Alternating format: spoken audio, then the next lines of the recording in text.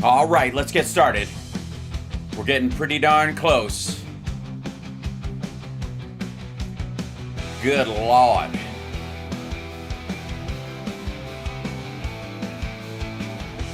Oh, I'm spicy today. Look out.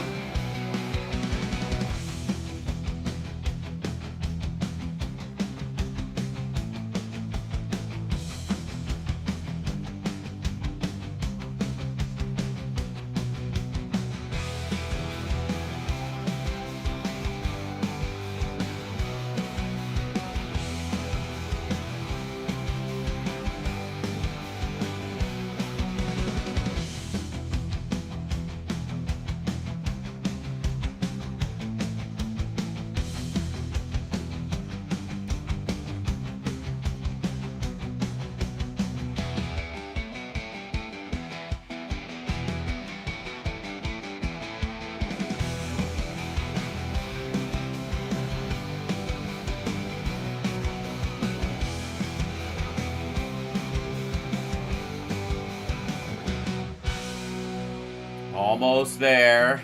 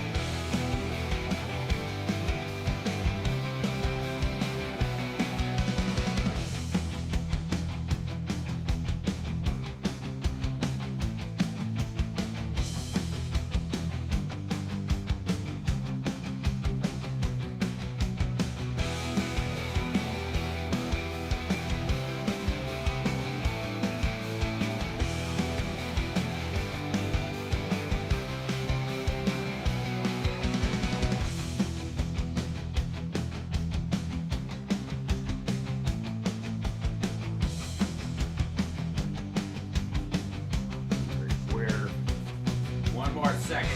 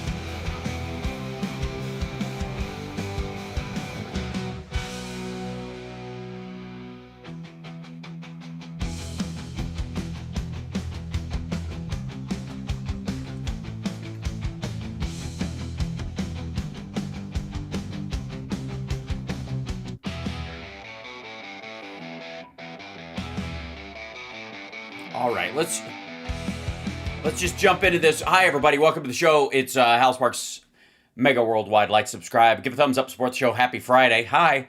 I'm a little spicy right now. I'm getting wound up.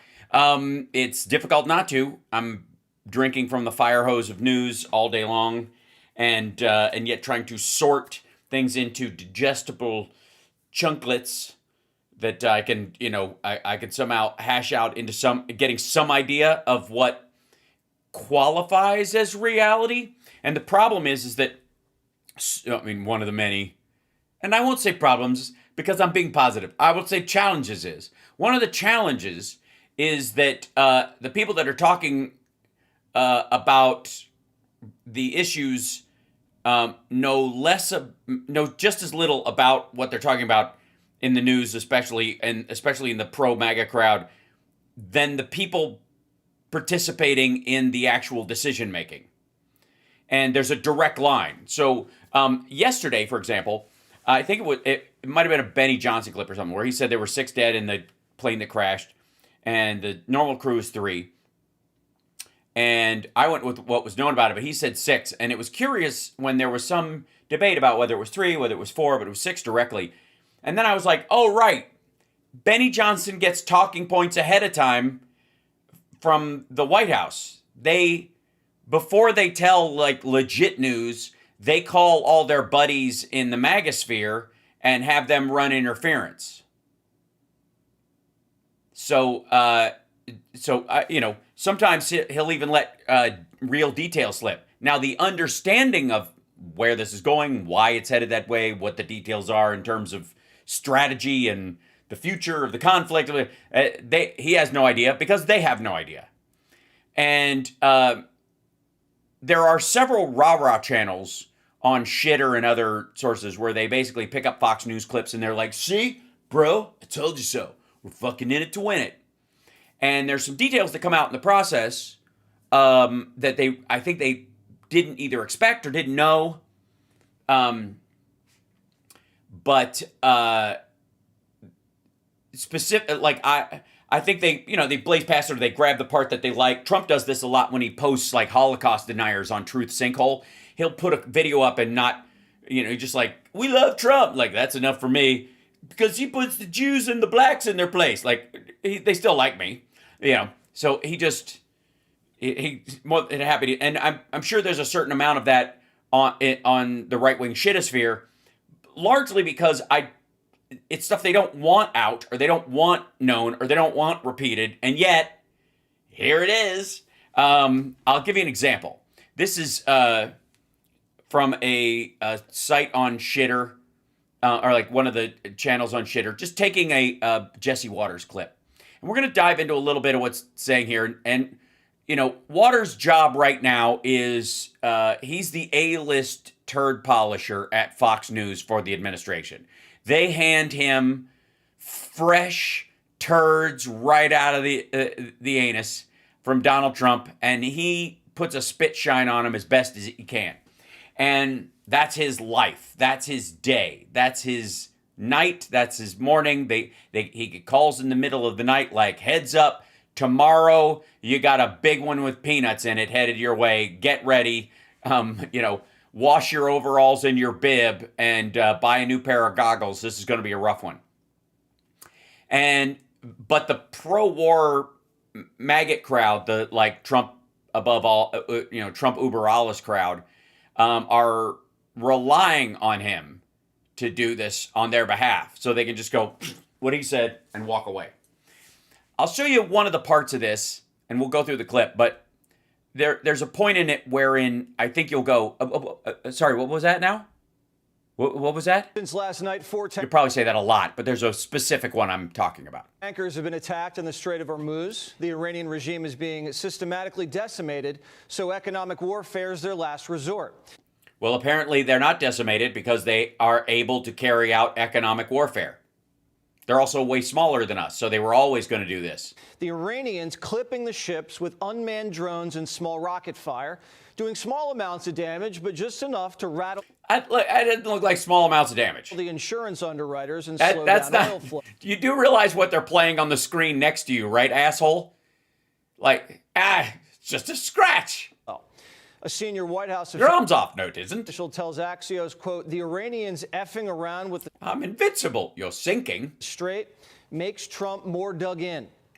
Oil spiked on the news and Brent crude closed around. By the way, I'd like to, that little statement, I don't want to step on. The more they attack boats in the Strait of Hormuz, the more it makes Trump dig in, meaning stay longer and keep fighting and bombing. Senior White House official tells Axios, quote, the Iranians effing around with the Strait makes Trump more dug in. Oil spiked on the news and. So again, what if one of our allies that doesn't want us to leave and wants to take advantage of the fact that we're there, or one of our enemies that wants us hunkered down in there and wasting a lot of arms and the like is in there helping? Think about when Putin was targeting American service members through the Taliban and stuff, so that if a Taliban member kills them, it's not like it lands on Putin's desk. It makes us more resolved to fight there. keeping us dumping, blood and treasure into that place longer. Brent crude closed around. Oh, the video audio is low, is it? It didn't seem that low, but whoops, Scheisse. It seems kind of reasonable, but I'm doing my best. Iranians clipping the ships with unmanned drones and small rocket fire, doing It's a small little amounts up. of damage, but just enough to tells Axios, quote, Okay, so oil this spiked on the news and Brent crude closed around $100 a barrel. around. We're going to be in very good shape. You Yeah, look at me. I have a huge nut and I'm a sweaty mess. see what's happening. They are pretty much at the end of the Pretty much. He's throwing pretty much around a lot lately. Have you noticed that? Pretty much over, pretty much obliterated. It just, I think it undercuts the strength of the message, if I do say so my damn self. doesn't mean we're going to end it immediately, but they've got Yeah, they're pretty much done. We're pretty much going to end it, but we're pretty much going to end it when we're pretty much done. no Navy, they've got no Air Force, they've got no anti-air traffic, anything. Anti-air traffic, anything. They don't have any of that. They don't have any, where is it? They don't have any, Potatoes and chicken. no, they don't at all. No systems of control. No systems of control. We're just riding free range over that country. Yes, we're a bunch of free-range chickens pecking our way across Iran. And now we're going to look very strongly at the Straits. And now we're going to look very strongly at the Straits. Opened the strait before in the 80s during the tanker wars when Iraq was doing battle with Iran. Fortunately, today we're in good hands. Former CIA Director General Petraeus explains why. Yeah, tell us, Petraeus. How wonderful that we actually have an admiral in charge of U.S. Central Command instead of soldiers like me or Marines like some of the others. He knows this strait. He's been through it innumerable times. Let me guess, 30 kilometers wide, full of water, lots of ships. So, stop me if I'm moving too fast. He knows they were ready for this. CENTCOM Commander Brad Cooper's already sunk. Sorry, it's so narrow a passage, it's basically land targeting anyways. The only other aspect, I suppose, that's marine specific is the fact that it's boats and not trucks and mines instead of IEDs. But, I mean, you could ballpark this motherfucker. Iran's Navy, but they still have the Mosquito Fleet. That's what it is. It's pesky mosquito fleet. Little speedboats. They're a pest in the Gulf. Yeah, they're just pests. It's, basically it's over, pretty much over, except for these. Are loaded up with rockets and drones. They haven't yet, but Iran can also mine the strait. Mines can either be anchored to the seabed or moored on a chain. Yes, I know. I told my viewers this days ago. And can detonate over 250 pounds of explosives. We've already sank 30 Iranian mine-laying seacraft, but the Iranians have mobile surface-to-ship missile batteries on the coastline. So the United States is going to have to strike Iranian ports and pacify any aggression on the shore. Okay, so that's what we got. That's the mission. Okay, you got it? But we can do that in an afternoon. We're basically done. Pretty much done. That's going to take a couple of weeks. Hold on. What? Wait. Hold on. Potatoes and chicken. Wait a minute. That's going to take a couple of weeks. A couple of weeks from now. We're already basically 2 weeks into this shit. So a couple more weeks. So that month timeline is well inside normal levels. That. By the way, that's the part that I wanted to draw your attention to. It hidden in this, this rah rah sis boom ba. Look at us blowing shit up, like war porn shit that he's doing on his site. Listen to that again. Batteries on the coastline. So the United States is going to have to strike Iranian ports and pacify any aggression on the shore. That's going to take a couple of weeks. A couple of weeks, which is usually 2, because a couple, it could be a throuple of weeks. But a couple, it's not quite a few weeks. Less than 7, more than 2, probably. Right now, the thinking is we can do it without boots on the ground. Right now, the thinking is we can do it without boots on the ground. that thinking might change in the next couple of weeks. And while that happens, the U.S. Navy and others could provide convoys for the tankers. Could they? So they'll just be taking fire, escorting boatloads full of oil destined for China. Is it your belief that the volume of ships going through the Strait of Hormuz will be improving immediately from now? It is my belief. That's what our position is, you know. That as soon as it is militarily possible, the U.S. Navy, and perhaps with an international coalition, will be escorting vessels through. Okay, so if it's militarily possible, then the escorts wouldn't be necessary. What does that mean? As soon as they no longer need escorts, we'll start escorting through. As soon as we've destroyed all the things that could destroy boats, we'll start escorting them through in case we missed something. 2 weeks. We're hearing the British Navy might get off the sidelines and help the Americans punch open the strait. The Japanese could lend a hand, too. Their Navy that's nice. is top-notch, and they get almost all their oil from the Gulf. Yeah, and their Navy's really close by, the Japanese. That's right next door. They can just, they're fucking 2 weeks, maybe. The question is, when's it open? Here's the Energy Secretary. Do you think by the end of this month, the U.S. Navy will be escorting some of those ships through the strait? I think that, yes. Maybe. Perhaps.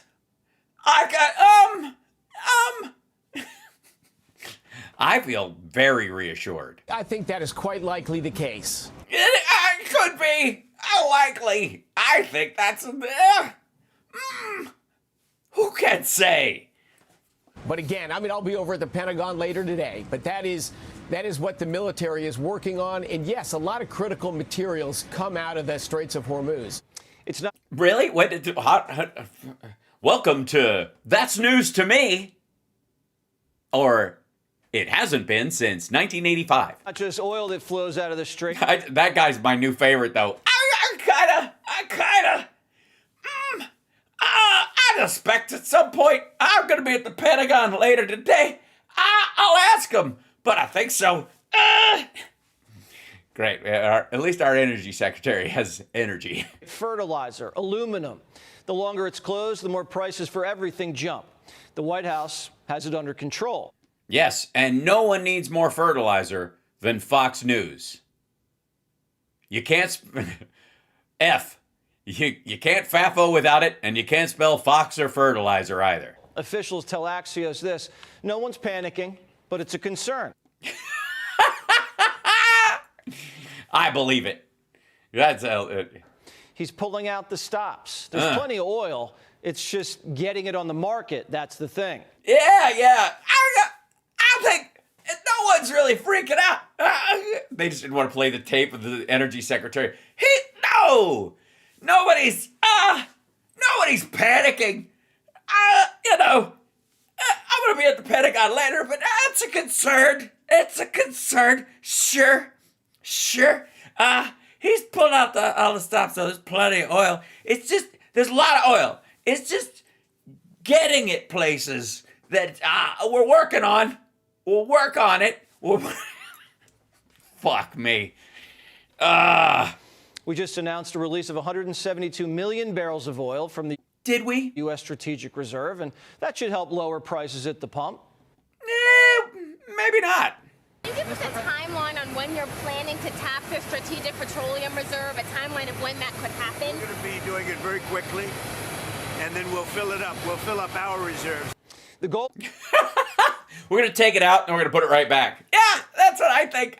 As the energy secretary, I was suggesting that we don't want the reserve to go down. What we're going to do is we're going to sell it and then we're going to buy it right back as prices go up. Trying to undo everything Biden did. You know, that whole thing where he sold a bunch of oil when it was high and then bought it back at half price. We're going to do the opposite of that because we have a strong belief that everything he did was wrong. Is to open the strait, finish the mission, and have gas prices back down to $2 a gallon well before the midterms. Yeah, that's the goal. But the Without any terrorism. Oh, well. enemy gets a say. Economic terrorism's the regime's last bit of leverage. What's left of their intel branches say controlling the strait gives them power over the global economy. Yeah, so does basically everybody in the news. And they're hoping Trump folds. But the president just busted out his economic toolbox. He's backstopping the insurance markets, lifting oil sanctions.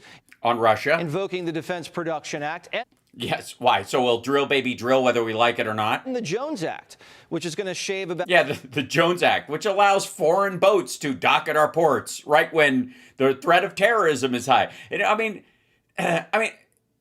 granted, the chances of ships flying into the, into a high rise in the United States is fairly low. The idea that you would bring in something on those boats, never mind. 10 cents off every gallon of gas. But Operation Epic Fury can't be considered a success if we don't take full control of the strait. Right. So this is about, this has to shift from a preemptive defense position, an attack to prevent an attack, which is really a defense. We're blocking with a punch. It's a technique you learn in a bar. We've shifted from that to imperialism. It's a new thing we're going to try. It hasn't been tried in a long time. But what we're going to do is, instead of having to, negotiate and talk back and forth and slip our stuff around while stuff is going on there, what we're going to do is we're going to take it and own it. Like Gaza and Venezuela and Cuba, probably. This is a major test of the president's resolve. It's only been a week and a half. Well, only. First of all, the president's resolve? How about the limits of reality? And we've already killed the Ayatollah, his top brass, knocked And they already have a new Ayatollah who's younger? out their Navy, Air Force, most of their missiles. Most. Yeah, that's the part that concerns people. A, you don't have a real number. And so when you say we got 50% of an unknown number, it's hard to tell if that's that's any different than 80% of an unknown number.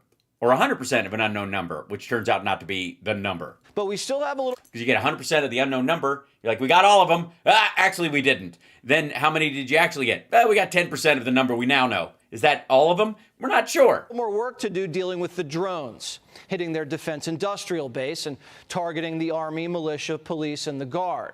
Right, yeah. Then we have to bomb individual human beings. That's where it really gets into the bogged down phase. No boots on the ground. We're going to drop 2,000-pound bombs on every 165-pound guy in the country. The president said the operation should take 4 to 6 weeks, and that we're ahead of schedule. Except we aren't. So far, the United States has only suffered 7 casualties. Only? Really? You're going to say only? Only. And God bless those brave souls. But there's no debate who's in... Also 8, by the way, and many more gravely injured.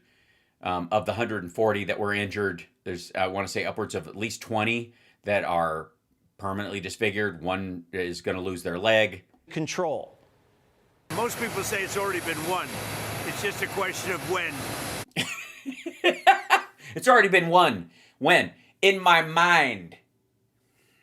When do we stop? We can hit sections of Tehran and other places that, if you do it, it'll be almost impossible for them to rebuild their country.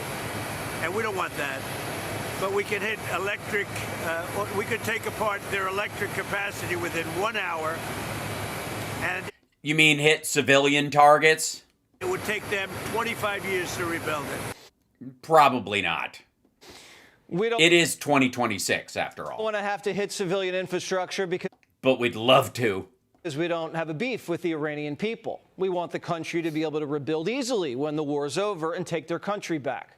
But the regime leftovers are launching indiscriminate attacks against Middle Eastern neighborhoods and banks, refineries, even American consulates. Even American consulates, that's the first target. That, like, even, even foreign banks is the even goes with the stuff that you're surprised they're hitting. The stuff you absolutely expect them to hit, all of our assets in the region, seem on the table immediately. Imagine they had a nuclear weapon. Okay. It's a little difficult because I'm imagining them also all being bronies, and that imagination thing is getting in the way because it's funnier. It's exactly why we're in this when we are. Okay, yeah. So it could end at any time because of the timing that is the time that we're in. The president thinks the IRGC are like the Gestapo and and he would know. Believes they haven't been punished enough. In the past hours, they've been using cluster bombs. First responders are here at a scene in Tel Aviv where an Iranian cluster munition exploded after it was launched in the latest ballistic missile barrage. You can see the amount of rubble and debris here. First responders say multiple people are being treated with shrapnel injuries, and there are at least a dozen impact sites. This regime doesn't care who it kills. It's We're still talking about Iran, right? just out for blood. Have you heard Pete Hegseth talk? They're cornered and want to wreak havoc on the neighborhood to fracture the alliance. Why would that do that? And Ayatollah Jr., well, his whole family was taken out, so he wants a taste of revenge. We haven't seen him since they crowned him supreme leader, but today, someone allegedly on his behalf smuggled a statement through to Iranian state TV. Listen. Sanian, I assure everyone that we will not refrain from a... Wow.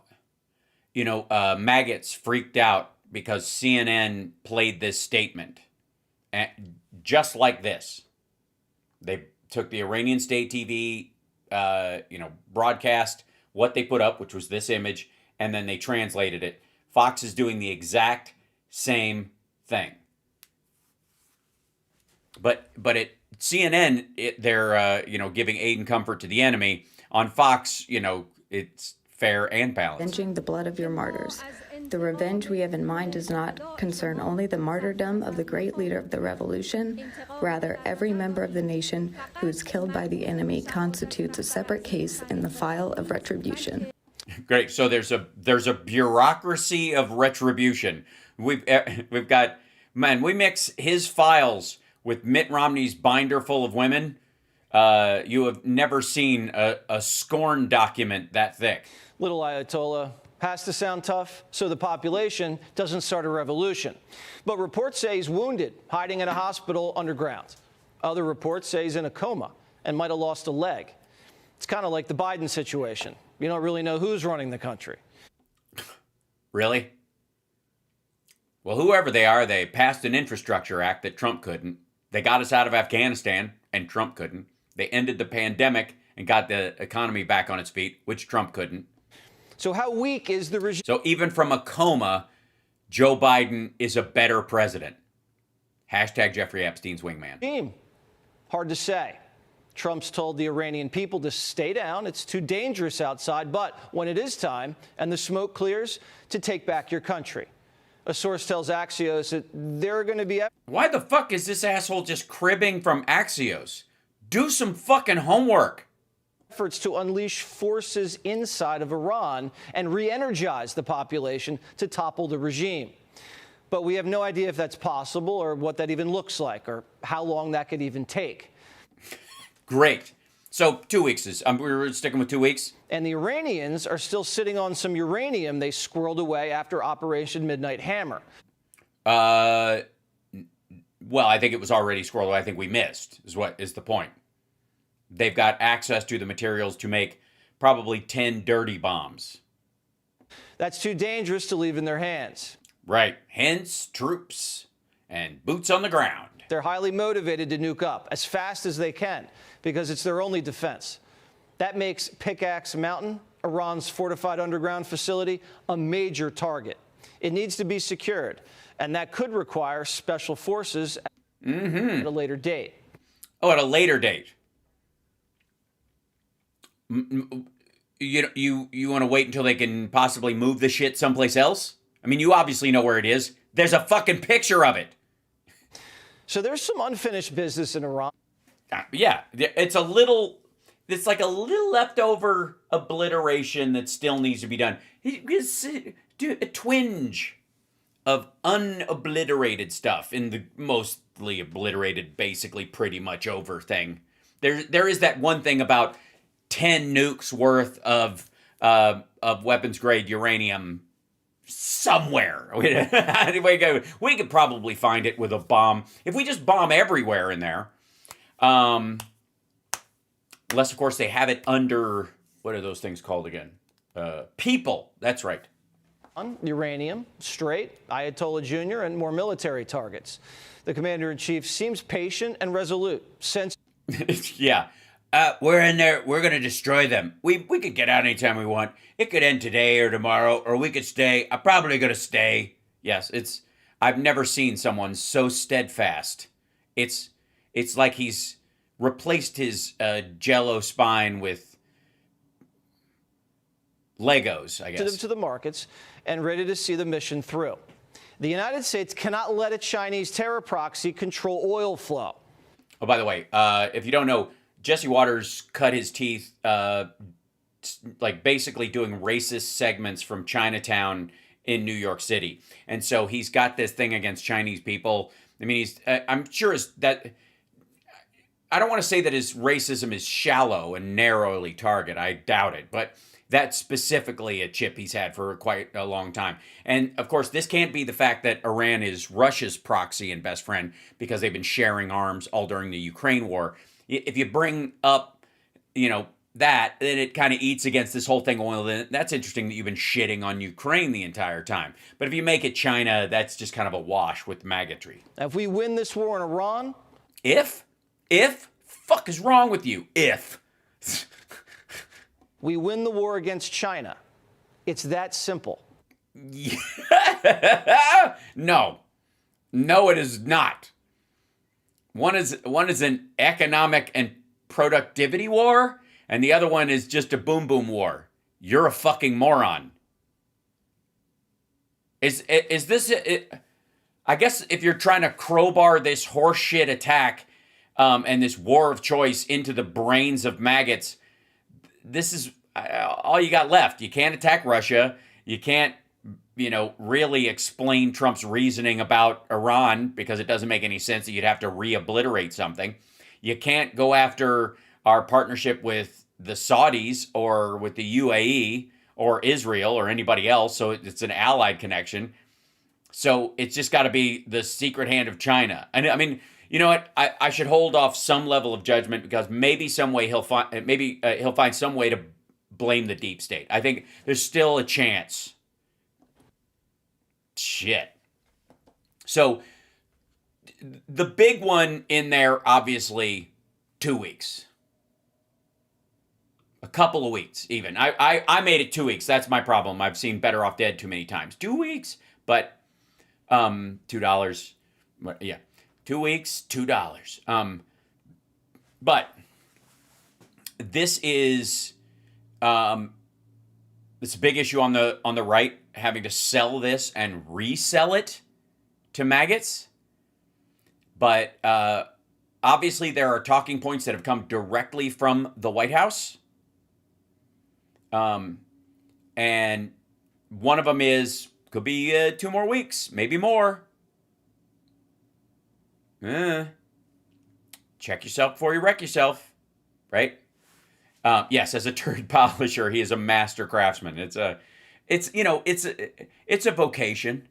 Now, real quick, there are a couple of people that I have to cover on this show for the messaging and circumstance that we find, around the circumstance we find ourselves in. And it's best for me if they overlap, like they do clips about each other. And this is another example. Hit the like, share the show. It's Hal Sparks Megaworldwide. That these two fellas who are evenly full of fertilizer, going at each other. I'm fine. You shrug it off. And they deserve each other. The title of this, interestingly enough, is a bit cowardly in terms of where he's going, because obviously he's going after Ben Shapiro, who apparently won the eyebrows custody war with Jesse Waters. What is going on with this guy? Tucker explains. Is the title of this. So this guy has a problem with this guy. Now this guy is soundly on Israel's side and therefore is a big supporter of this war with Iran for the benefits, kinetic, that it provides Iran.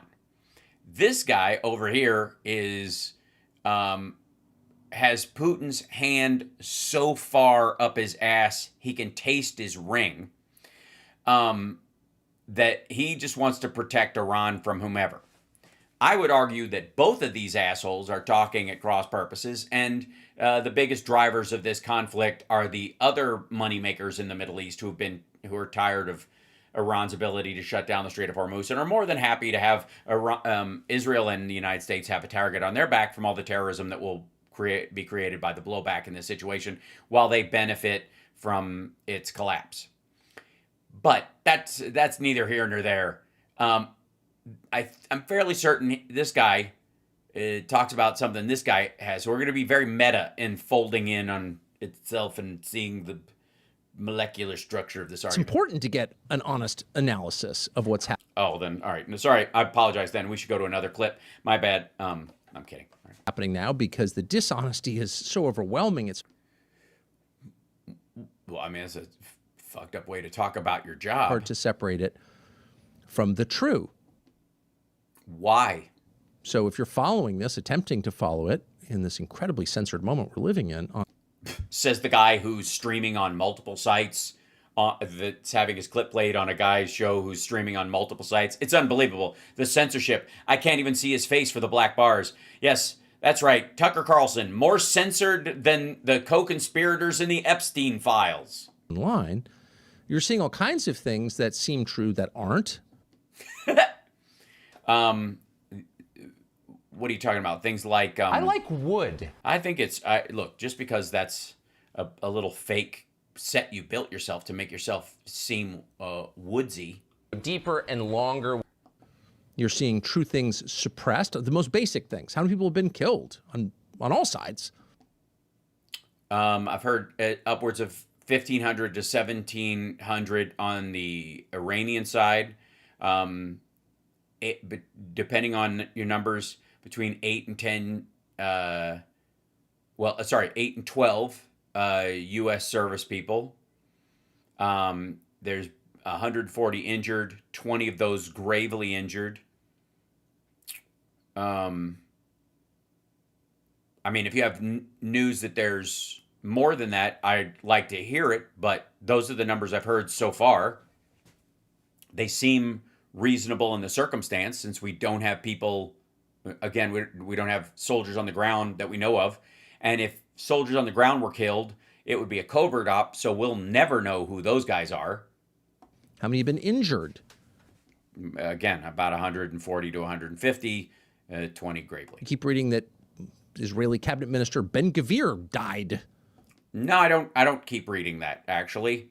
Maybe you do, because it's you fap at the idea. Again and again, he's dead. Well, he was in Jerusalem a couple hours ago issuing decrees, so not dead. Thank God. I'm glad we settled that. Also, what the fuck is that about? I obviously don't operate in the same media circles that this dickhead does. Was this a thing floating on shitter for about 10 minutes? Et cetera, et cetera. Yeah, that's not an et cetera, fuckwad. That's you not paying attention, or you being too cowardly to question the official numbers and just kind of acting like they're directly suppressing them, like there are a bunch of Dover flights that aren't being, that the press is hiding, and then some rando shit you hear about Ben-Gvir. Et cetera. Basic facts, like what's the physical damage to all of these countries sucked into this conflict? Well, I mean, it's regularly assessed. It's funny that you bring it up, if I may. Let's see, where is this? Is it over here? Yeah. For example, I made this. This is one of the things I was talking about on Friday. I made this. it's not. It's a public website on my. It's public on my website, but I just made it for everybody here. So there's not like a link on the page, but I'm gonna put the link to this in. I'll give it. Tell you what, I'm gonna give it to Andrea and CSL, and they can pop it up in the chat for you guys. I just built this based on all the available news that I could find. There's a clock running in the corner that is my local time. It will change, I think, with wherever you are. It should, anyways. And then the Tehran time, so it's 2 o'clock in the morning or so there right now. It has all events overall listed in here, and then allied hits and Iranian hits, and then proxy hits and shit like that mixed in there. I'm rebuilding it. It's got, I think the scroll at the bottom goes too fast. It's a little zippy. And then there's a live intel feed that updates about every 2 minutes of news stories about it. So the idea that we live in the most censored time in history is so bitterly fucking stupid. It's so dumb. Because we have never had more access to information everywhere. We have never had it bottlenecked less. Like, this is just the first draft I made of this thing. I'm going to keep tweaking on it and designing it and adding detail to it. I even put an API key in it to track ships through the Strait of Hormuz, but it takes a little while to populate, apparently. But this is the time we live in, for real.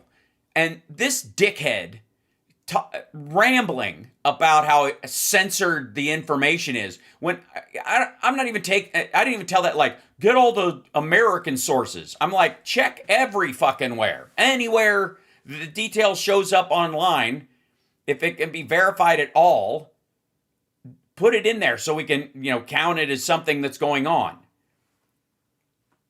So you could almost build one fucking, all right, hold on one second. One guy built his own fucking Palantir copy. Let me show you something real quick. Like this, again, I don't want Friday AI to bleed too much into this show, but this fucking irritates me. Built his own Palantir, AI, whatever, okay. Yeah, this guy.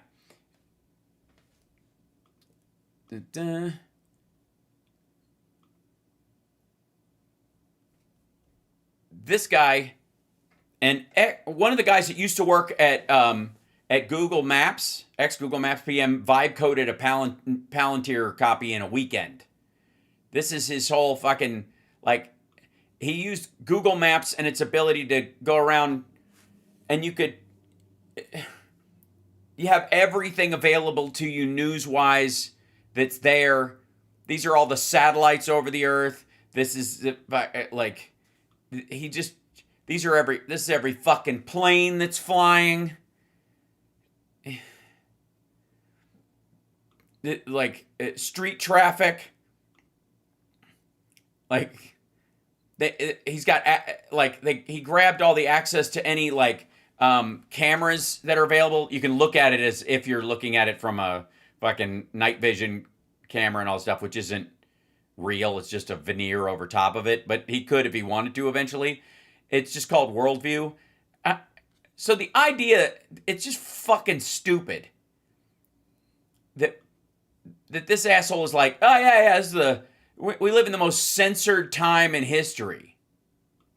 Oh, where is this? Sorry. The fuck out of here. So I made, just so you guys know, I made this guy as just a regular update of strikes that are going on in the region. And I'm building on top of it, but it updates about every 2 minutes with stories that are in there, and it's supposed to keep track of where the strikes are, and it'll build a like a layer of them over time. And again, this is just the first draft. I'm going to be iterating on this for the next few days and try to build it into something that's, reliable for everybody if they want to check in on it. So keep checking back as I update it. But I find it particularly lame that some rich asshole who was born with a silver spoon in his ass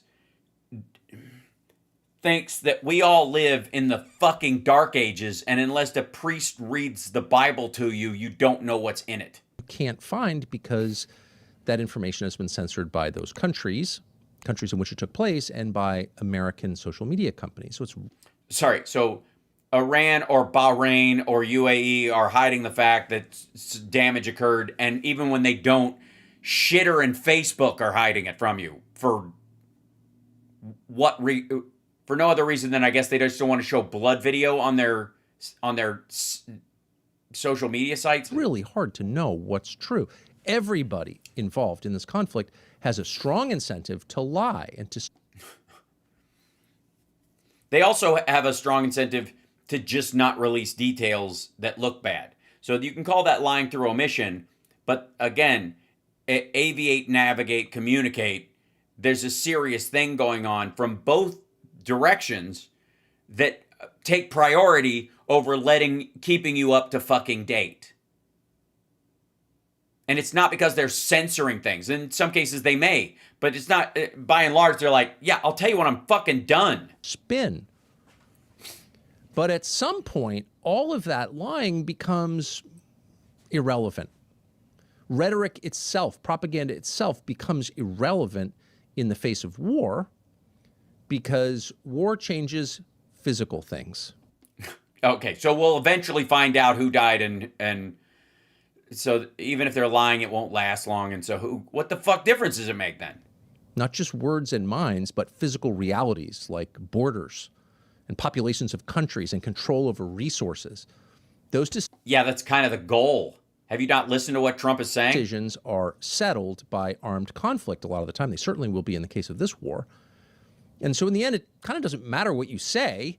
Somebody's going to win and somebody's going to lose in the world. Yeah, or it might not be as cut and dry as that.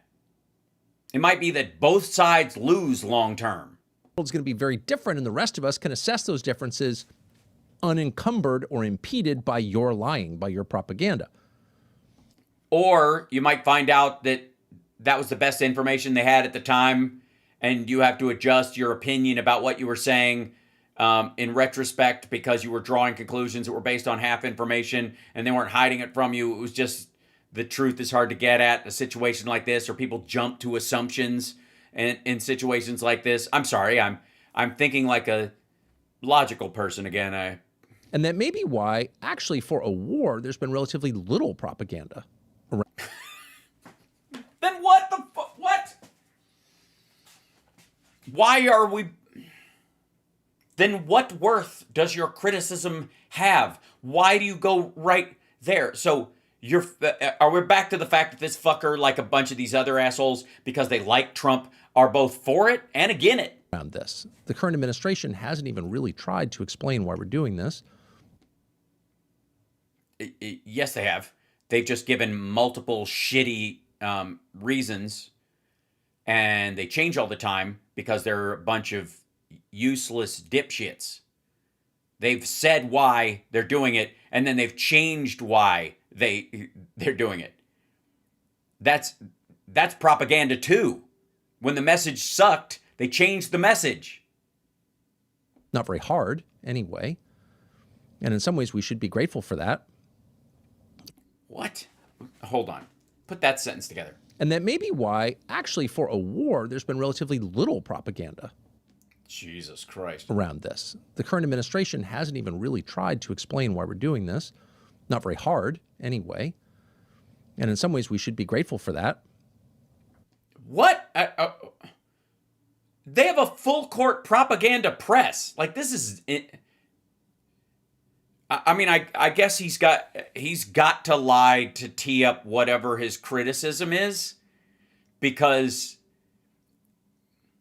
when you're posed with an ethical conundrum, like whether or not a war is justified, or whether civilian casualties are worth the toll is worth the value of your military objective, and the very murky gray area of that conversation. And you are fundamentally ill prepared to deal with that, not because you can't process the thoughts in a linear fashion, but because you're basically a sociopath who doesn't give a fuck, who laughs bizarrely out of nowhere in really inappropriate moments, gets raging mad about shit that you say you don't give a fuck about 2 hours later. That maybe we're just watching a guy have a difficulty processing reality that doesn't fit his worldview, or he simply doesn't feel bothered. Too rich, too isolated, too insulated to actually care. The Tucker Carlson story. It's a sign of respect not to lie to people too aggressively. How aggressively before we reach a level of disrespect? Is it what you like a reach around kind of a lie? The President of the United States today said on camera, we're thinking about using nukes. Well, at least he's being truthfully psychotic. Against Iran. He said we could eliminate Iran, make it uninhabitable forever in an hour. We have weapons that can do that. Well, those are nuclear weapons. The President of the United States just saying out loud. Okay, I think that he's talking about the same clip we saw, which was that we could take out their electrical grid and it would take them 25 years to replace it, and we could do that in a couple of minutes, which, again, a 2,000-pound bomb and a strategic strike on all these things around town would set them back. And like the idea that nuclear fallout doesn't fade in 25 years. So he's being hyperbolic and dickish about this, but I don't think he's talking about like nuking the power generators in fucking Tehran. If this gets more intense, we could nuke them. Which, again, he did not say. Have I ruled it out because he's a fucking lunatic? No, but he didn't so far. Now, you can support that or disagree with that, however you feel about that. I do not support it, and I disagree with it. I think it's a horribly genocidal, awful thing to do. That I also don't think he said he was going to do. And there's plenty to hate about the guy without making up fucking he's going to strike their cities with Thor's hammer. You know, it's not often that people are that blunt. He wasn't that blunt. You're jacking up what he said because you have a narrative that you're pushing as well, and I don't care because you assholes are attacking each other. About what could happen. And again, there's been very little attempt to convince you that we did this in America's national interest. There's been a ton of attempts. They're just bad at it. Secretary of State just came out and said we did it because Israel forced our hand. So they've been pretty direct, actually, about what is their lies going on here and what the stakes potentially are. President of the United States threatening nuclear weapons. Okay. Well, lots on the table. The propagandists for the war, the people who really more than anyone else in this country pushed us to where we are now. Donald Trump decided to do this. Pushed who? Trump is pushing MAGA towards this. Trump is pushing Republicans toward this. Their messaging is such that they want anybody who's still on the team to make sure everybody else is in time for the midterms. This is a winning move for them in their mind.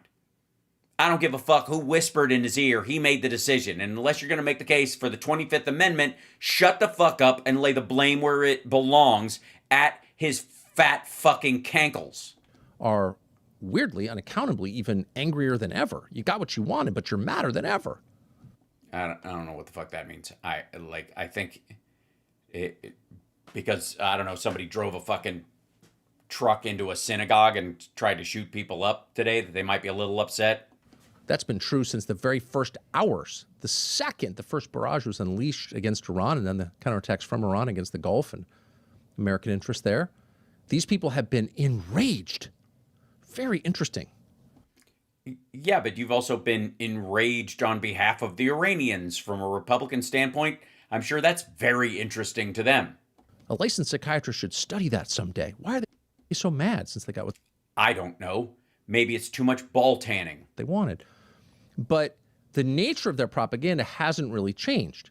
There's been no effort to convince you as an American citizen or a citizen of any country that it's good for you. Well, they don't have to. Apparently, the president has just said, we have to do this, and we might have to nuke them, and fuck you. And you're fine with that. Only that we must do this, and if you're opposed to it in any way, you are a bad person. Not incorrect, not wrong in your calculations, not dumb, but evil. Yeah, but that's also your description of the ones that are for it. So I feel like this is about you guys not being able to regulate your emotions on the right. And you kind of got to wonder what this is, other than an obvious attempt to divide American society. Well, I mean, I guess Trump, that could be the reason for doing it. I think he might try to split, corral MAGA because of the Epstein files, the people that he's losing by using war, because that strategic, that traditionally works with them, and to bifurcate any normie Republicans, out of the circle to the point where they don't vote for Democrats, but they don't vote at all, so that and then they'll depress the Democratic vote, and then they'll maybe have a shot at the midterms.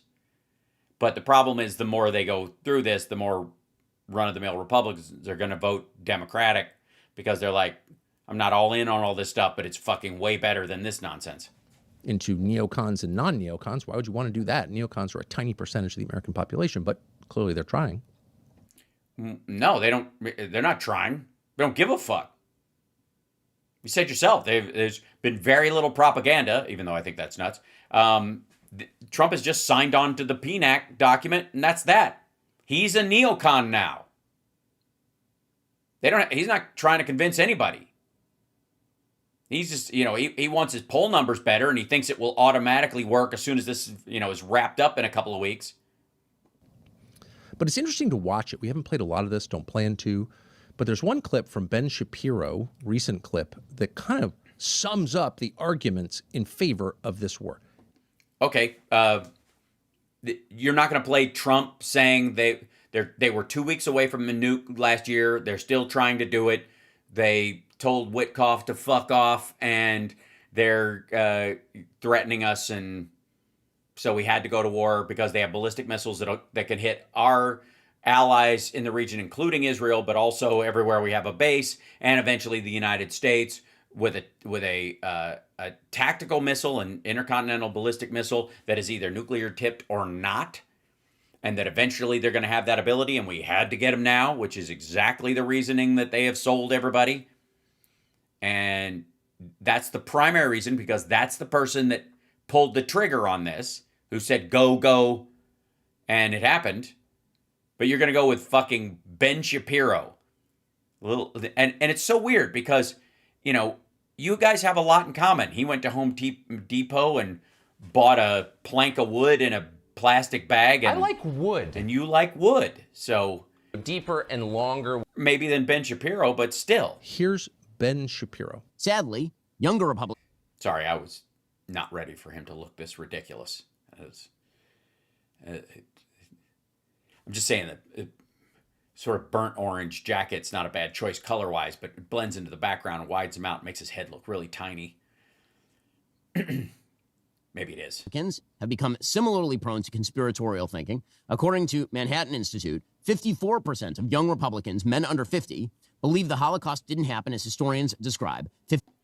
Yeah, racism tends to metastasize. It tends to not stay in its own little stable. 53% of Republicans under 50 believe in 9/11 conspiracy theories. 51% believe the moon landing was faked. These people, too, have bought into a grievance-based distrust of the system.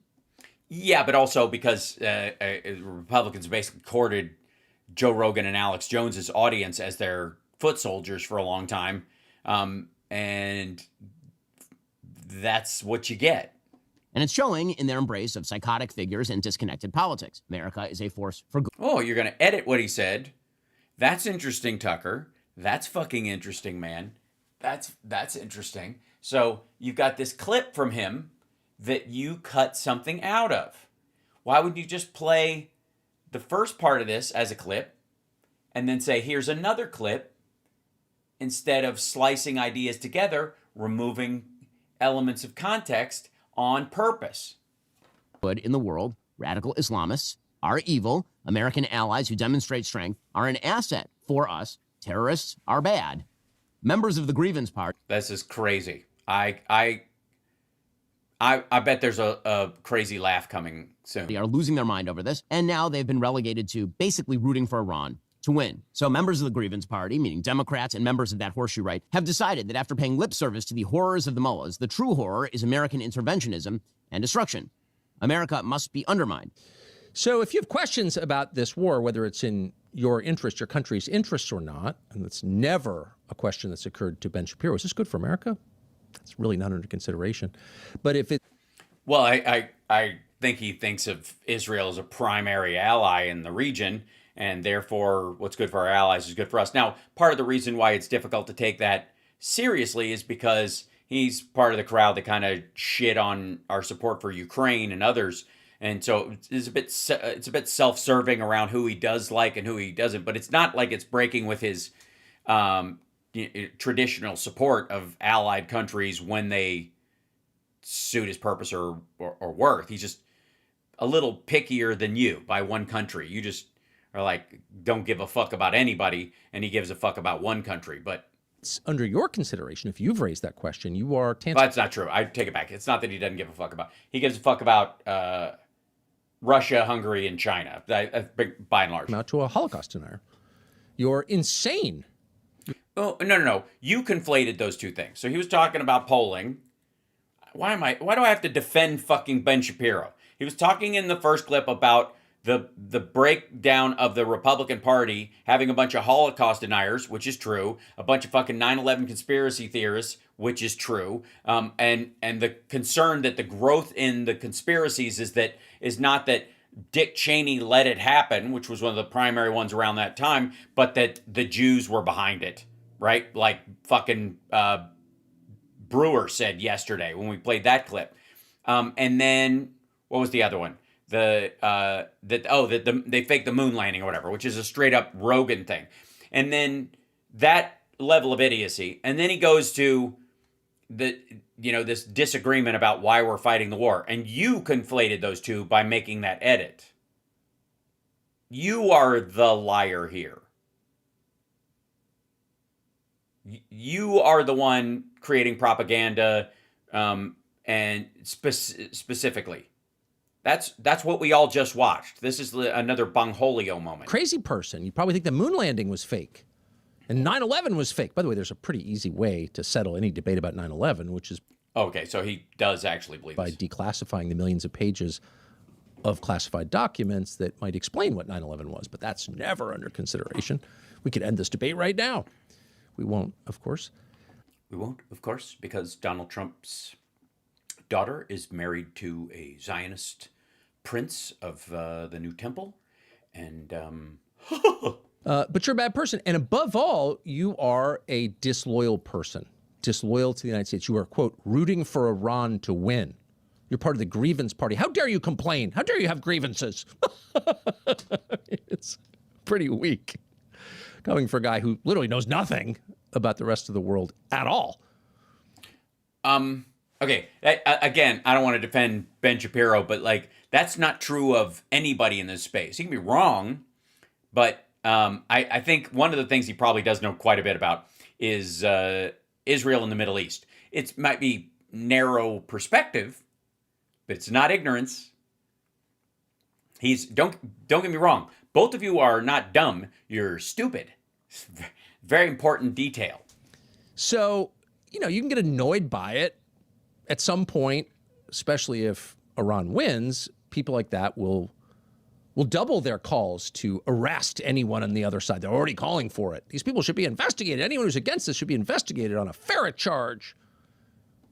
Oh, okay. That's why he's sensitive about this, because the money he was born into won't be enough for him, and he still gets funding from Russia, apparently, and so he's worried that people are going to look under the hood. And he was counting on the Trump administration to protect him, like a bunch of the other right-wingers, like Steve Bannon and others, who get a lot of foreign funding, to cry like they were crawling up our ass and the FBI was looking into our messages and they were stealing our phone data and all that kind of stuff because Russia.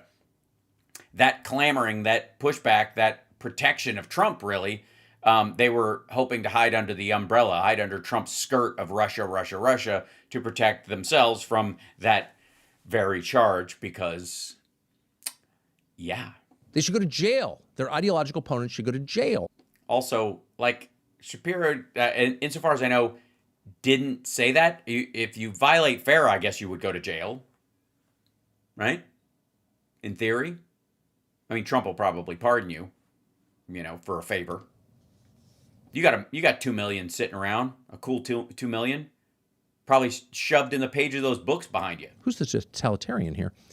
And you'll hear a lot more of that, but you will not see people. You will not see. Pay a ton of attention to yelping, childish yelping like that, totally uninformed screaming like that ever again. Also, I gotta say, like, Shapiro wasn't like raising his voice. He's not yelping and screaming and describing him as such. You both come across as fucking weenies. So stop it. Because again, this conflict has entered what the military refers to euphemistically as the kinetic stage. Yeah, it's not a euphemism. It is the kinetic stage. That means there's materials moving around. Things are happening in the real world. You know that thing you said earlier about wars have impacts beyond the propaganda, and that we'll be able to tell afterwards and the lies won't matter because shit moved around, things got blown up, governments changed, people died. That's the kinetic fucking hell. We're actually firing munitions at each other.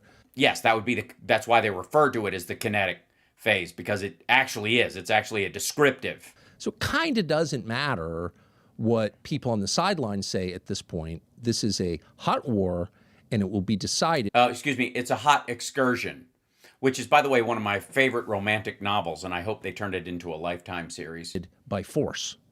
One of the reasons you don't want to get into a hot war. In other words, we've exited the part of the exchange where it's two guys in the parking lot. What'd you say?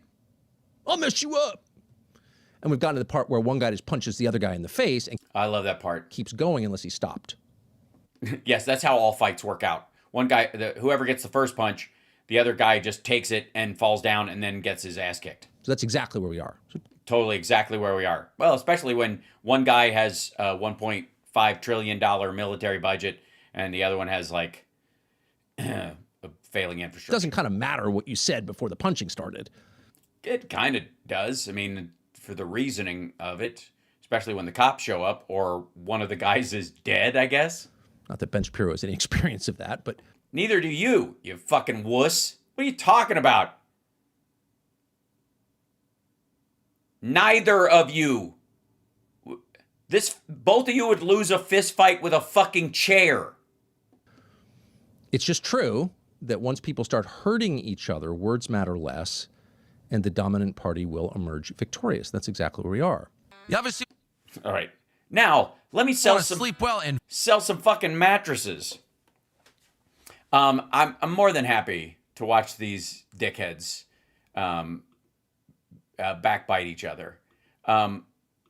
It is quite lame that they insist on it's based on such like bigoted lines. I mean, this is straight up. There are a bunch of people who believe what Ben Shapiro believes, online and in the right wing. The Hodge twins, for example, right in line with that to some degree. Or no, they're on Tucker's side. Who else? Anyways, point being, there are some non-Jews who are for this, and Tucker never seems to bother with them. And that's partly what makes this shit so lame. And I don't mind it. I mean, again, this is watching them fucking wind down. Now, this next clip, I don't know why I'm putting myself through this. Hit the like, share the show. It's House Sparks Megaworldwide. This dude again, Rusty Trombone, a man with 2 countries with 4 rape charges in each, the United States and the UK, London and Los Angeles. And but don't worry, Jesus is going to protect him. And he goes, what do they know? They're preparing for something. fairly certain, because this is a bunker and Trump is pointing or asking to have his finger pulled, I'm not quite sure, that they're talking about the fact that people in the administration have bought bunkers lately. There was a news story. There's this company in Texas that makes bunkers for rich assholes. And a couple of people in the administration have bought those bunkers in the last little bit. And I'm fairly certain that's probably what he's covering. Armageddon, here it comes. Oh, shut the fuck up. Hello there, you awakening wonders. Wow, it's taken them a long time to wake up. So they're not woke yet? If you're awakening, isn't the goal to be eventually woke? Nah. Wherever you're watching this, remember to join us on Rumble and on Rumble Premium for the... Ooh, Rumble Premium. It's same bullshit, just twice the price. These last few days before the world implodes in... Yes, you want to gather as much cash before you... Why wouldn't you just... If you think the world's going to implode, then why wouldn't you just give all your shit away for free? War. Of course, we must regard any regional war in the Middle East as potentially apocalyptic. Of course, because, I guess out of habit. Precisely because, well, that region is so contentious and the conflagrations there always so incendiary. But... What does that have to do with the end of the world? They're incendiary, I think, largely because it's where a lot of fuel oil comes from. Also, because these wars are proxy wars. So while this war might superficially be between Iran and the United States of America and the UK, backing them up as usual with Keir Starmer urging calm, we have to be aware of the impact of this war on our relationship with both China and Russia. Oil prices are skyrocketing. How does this fit into the geopolitical I'm sure he's going to answer all of these questions. Picture? And was the preemptive strike and control of Venezuela incredibly perspicacious now that we know that the United States has access to Venezuelan oil? Let's get into it. Donald Trump says he's more determined than ever to achieve ultimate victory in what he hopes will be a quick conflict with Iran. Earlier, in an claim, we have ultimate victory that will end this long-running danger once and for all. Mixed messages. BBC tried to grapple with a character like Donald Trump with the oxymoronic aspect of both his communication and his character, his sort of casual, laissez-faire regard for geopolitical matters, and the sort of... And a wanton disregard for the value of human life. Don't leave that out. Prim, tight-lipped mimsies over at the Beebs, and Donald Trump sending us mixed messages. And what we see is that the BBC are out of step, out of touch, out of time. Sorry, they're used to talking about people who have a concern for the gravity of the actions they're taking. No longer fit for purpose. Their outrageous 90s dance beat emphasizing the atavistic nature of their reporting. Oil prices rose to well over $100 a barrel today before falling back sharply as the war with Iran brings global economic uncertainty. What's perhaps more alarming than the centralized propaganda is that members of the Trump cabinet appear to be buying nuclear bunkers. Have you seen this? Ron Hubbard, owner of Atlas Survival Shelters. Yeah, this is what I was telling you about. Says he's inundated with calls. The Texas-based company, which builds little basic 20 grand to shelters to multi-million-dollar ones. One of them texted me yesterday, says, of a Trump cabinet member, asking, when will my bunker be ready? Get that guy on an NDA just for the peace of mind of the population of America. Can you ixnay on talking about the nuclear bunkers? Nay, I never did speak that ixnay language. I don't want to brag, but... You know, they've said this about a lot of things. No other president could do some of this shit I'm doing. Yeah. Hey, who talks like that? An old man with dementia? No other president. The things I'm doing, nobody else was going to do them. Right. Yeah. That applies to a lot of things. Bank robbery, rape. This is unprecedented presidentialism. The only person I can really compare him to is someone like Dave Chappelle, someone who has like the confidence in what they're doing to truly not give a fuck. Yeah, except there's an issue there. And I don't know what the fucking you're trying to accomplish except glomming onto Dave Chappelle. But Dave Chappelle is, like all comedians, I think, is fundamentally aware of the futility of words and that and yet they're ironic value. Whatever Dave Chappelle has, as far as an attitude or an idea about something, it's still presented to the public to be judged on how funny it is and whether or not they agree. And sometimes it works and sometimes it doesn't. But the President of the United States has the ability to launch nuclear strikes. So what he says matters more than what a comic says. And the fact that you're comparing the two shows your total disregard for human life. About the way that they are perceived. And I suppose, in a way, these categories have been collapsing for a long time.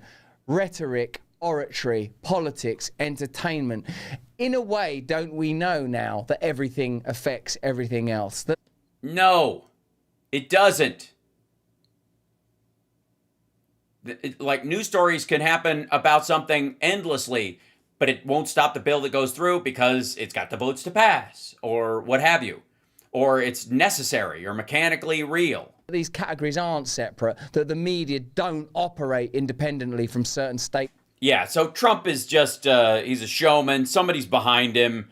He's not really in control of things. End times, fucking Pentaveret, department, yada, yada. That these regulatory...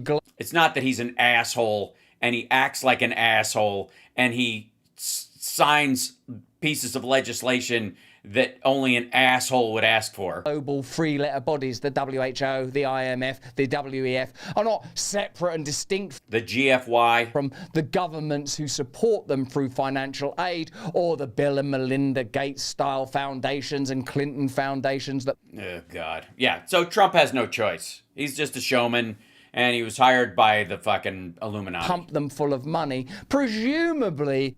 to destroy the entire world because they desperately all want to live in a fucking bunker. In order to extricate some value. And over the top of the whole thing, we have the Epstein files as an umbrella, sheltering yet revealing the true nature of global power.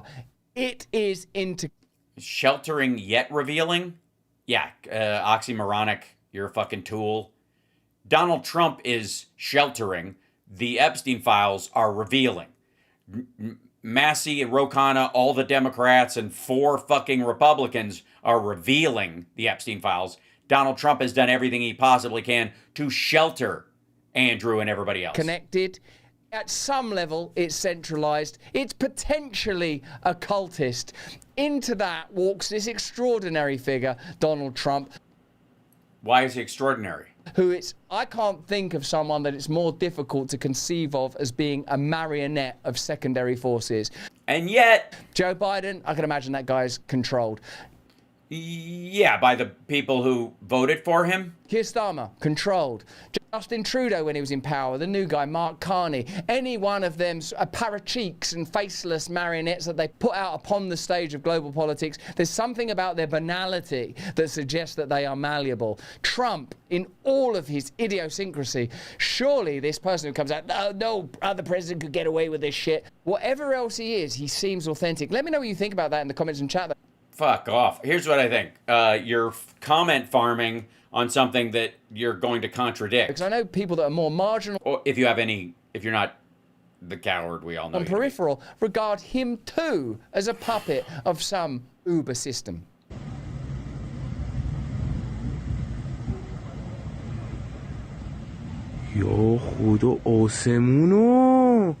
I suppose it's interesting to recall continually that these things are real, that people are really dying. Yeah, it's so hard to think of when you don't give a shit normally and you thought people who voted for Trump were doing it because it's a game or it's all a big fucking show. I stopped consuming news media. when it started showing very stark differences between you and humanity. In the way that I once did, because I find it too deleterious and, in a sense, pointless. Because the facts override your programming? From a spiritual perspective, I was advised that if you can't and aren't going to directly help a situation, then there's no point kind of perving on it. Couldn't you say that much of the political... Sorry. First of all, making your voice heard about an issue has value, especially if you have something to add to that circumstance. I think, obviously, that's what this person was saying to you, not that you shouldn't watch the news and tell people, your opinion on it and try to convince them to be better people, vote better, do all that kind of stuff. It's that what this person who clearly watched your show and saw the news that was coming was saying, for the good of humankind, shut the fuck up. And cultural strife domestically in countries like the UK and the USA are people taking on the perspective of some sort of secondary and abstract agent. We're doing this because of the trans community. We're doing this for Palestine. In a way, are they helping? We're raising awareness. Are you? Is it assisting in any way? I don't know. You're right. Pack up your shit and go. Shut down your show. Why are you even broadcasting it in the United States? Isn't the opposite route required? Don't we need radical decentralization? Don't we need direct democracy? Don't we need communities, lands, countries, communities to be controlled by the people that live there? I don't know. Ask Donald Trump. You pushed for his election. Aren't we being shown in real time the problem of globalism? No. Let me know in the comments and chats. That's what I think, baby. Oh, yeah. That's what I think, my baby. Meanwhile, boom, boom. This is what this asshole said Joe Biden and Harris and Clinton were going to do. And once Donald Trump is doing it, you know what? We need to just dissipate this whole... We governments. This is, I guess, what their level of defensiveness requires. I mean, unless you have the courage to actually admit you were wrong in supporting him, and aren't afraid to push back. And by the way, against the MAGA tree, there is. Which one's the first one? This one. Okay, yeah. Alex Jones has some dude on there, and they're very concerned that Donald Trump is turning on everyone. Breaking exclusive. Trump just erased his election 2024 platform from the internet. Oh my God. So people can't check and make a report card out of it? Does he not know the internet is forever? Also, misplaced ads. keys Sorry. again? Nope. Boost I know your exactly brain where they power are. effortlessly with the Okinawan memory bean. Have you? My income doubled. I was able to retire at the age of 31. It's amazing. Your wish is... Here's something I discovered the other day on accident, Alex, and this is always one of those weird moments.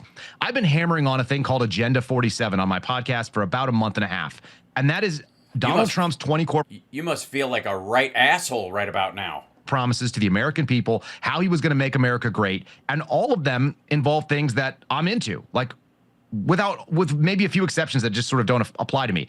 But a lot of it was making America affordable, lowering inflation. That's hilarious. Keeping us out of wars. Yep. How's that working out? Being, peace in the Middle East, all the things. Yeah, excuse me.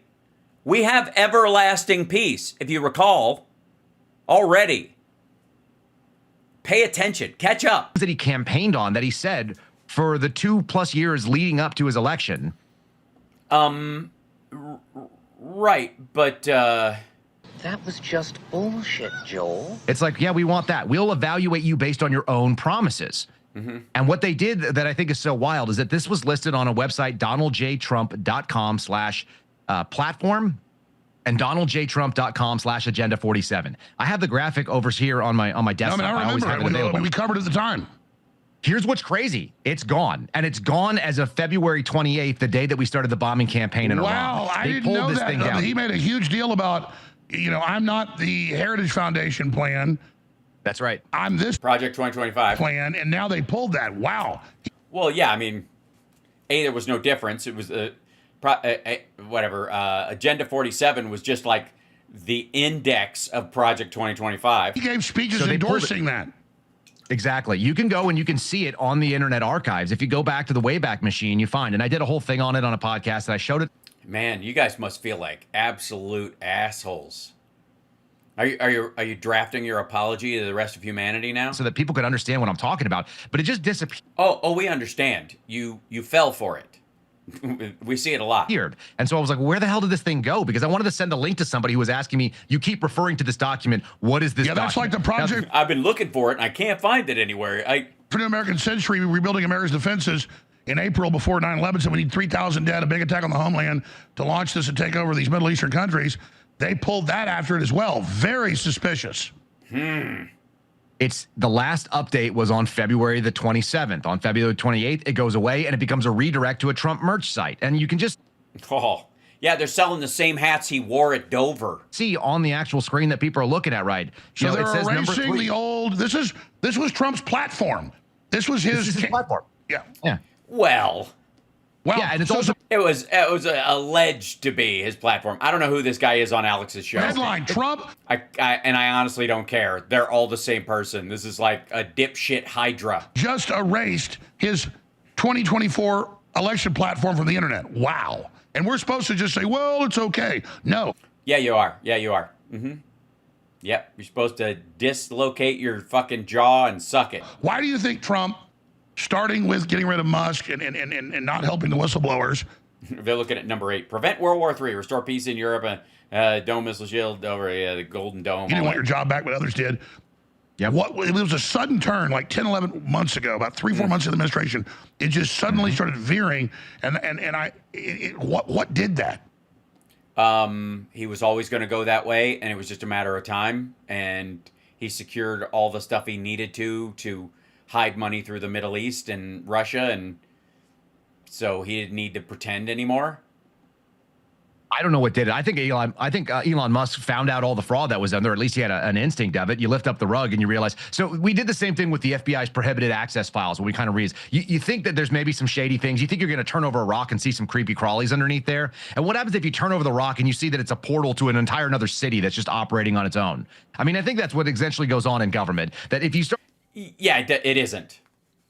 It isn't. The Doge spent more than it saved. It wasted a lot of time and money and didn't accomplish shit, didn't change the budget at all, and Donald Trump kicked him. He sent him on the heel and toe. They didn't go, oh my God, this is unfixable. They kept their goddamn mouth shut and took their government contracts like every other, crony capitalist Halliburton venture that's existed. Donald Trump is a typical Republican president. Start looking further and further, you're like, it's not that there's some fraud. It's that the majority of what this entity is fraudulent. Nope. It's that you look under there and you go, oh, we were selling fraud to everybody, telling everybody it was fraudulent, and it's really minor. It's just a lot of shit we didn't understand that is necessary for our country to function, and if we shut it down, hundreds, if not thousands, if not millions of Americans will die. So let's just tiptoe out of here and pretend we knew what the fuck we were talking about. Exactly. Everything else is just camouflage or a coat of paint. Our world is the facade. The fraud is the real world. Jesus Christ. You wish. So anyways, that's the big freak out, is that Trump removed Project 40, Agenda 47 from his website. Meanwhile, in Fuentes land, the question is America losing the war in Iran? We don't know. Also, worse it gets. Sorry. The state of the war is, as you know, the longer it drags on, the worse it gets for us. Yeah, imagine how the Iranians feel. And look, in a way, I sort of fell for it. In the opening stages of the conflict, when the war started, it looked like it was very one-sided, very asymmetrical. And I said in the early stages, we are obviously winning this conflict. We're winning the war. As it stood, as it was in that opening weekend. Yeah, shock and awe is, the force is very powerful with weak minds. In those first maybe 3 or 4 days. But again, understanding the conflict means you have to understand the weapon systems that are being used. Yeah, it's a lot. I mean, it's a lot to expect from everybody, yeah. Tactics, the strategic objectives. The war only works for America if it's quick. We have better weapons. Yes, it's like sex with Stormy Daniels. She's not going to put up with it for very long, and you can't keep going anyways. But we have fewer of them.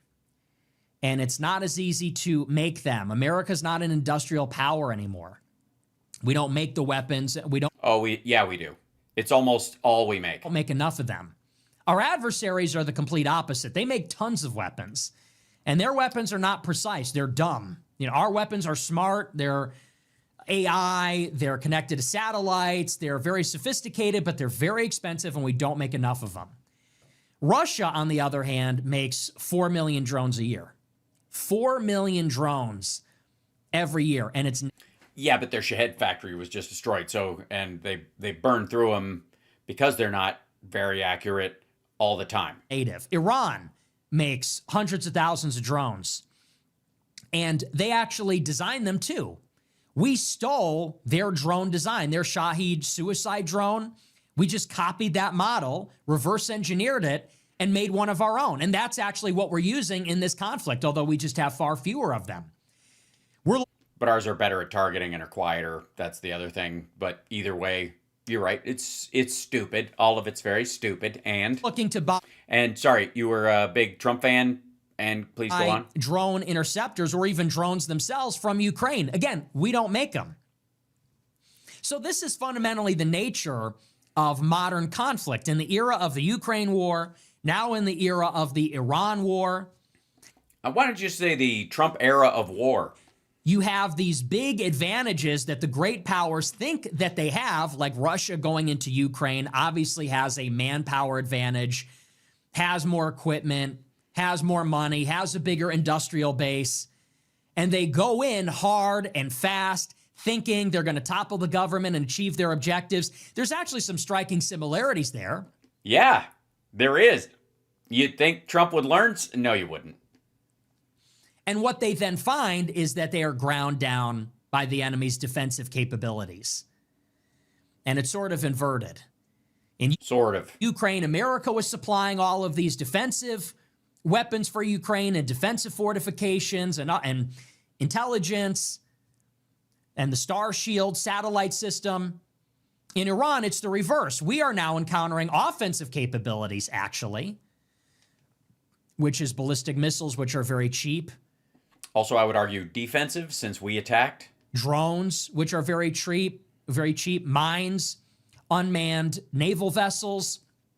And these are creating a porcupine-like effect and making it extremely complicated to fight the war.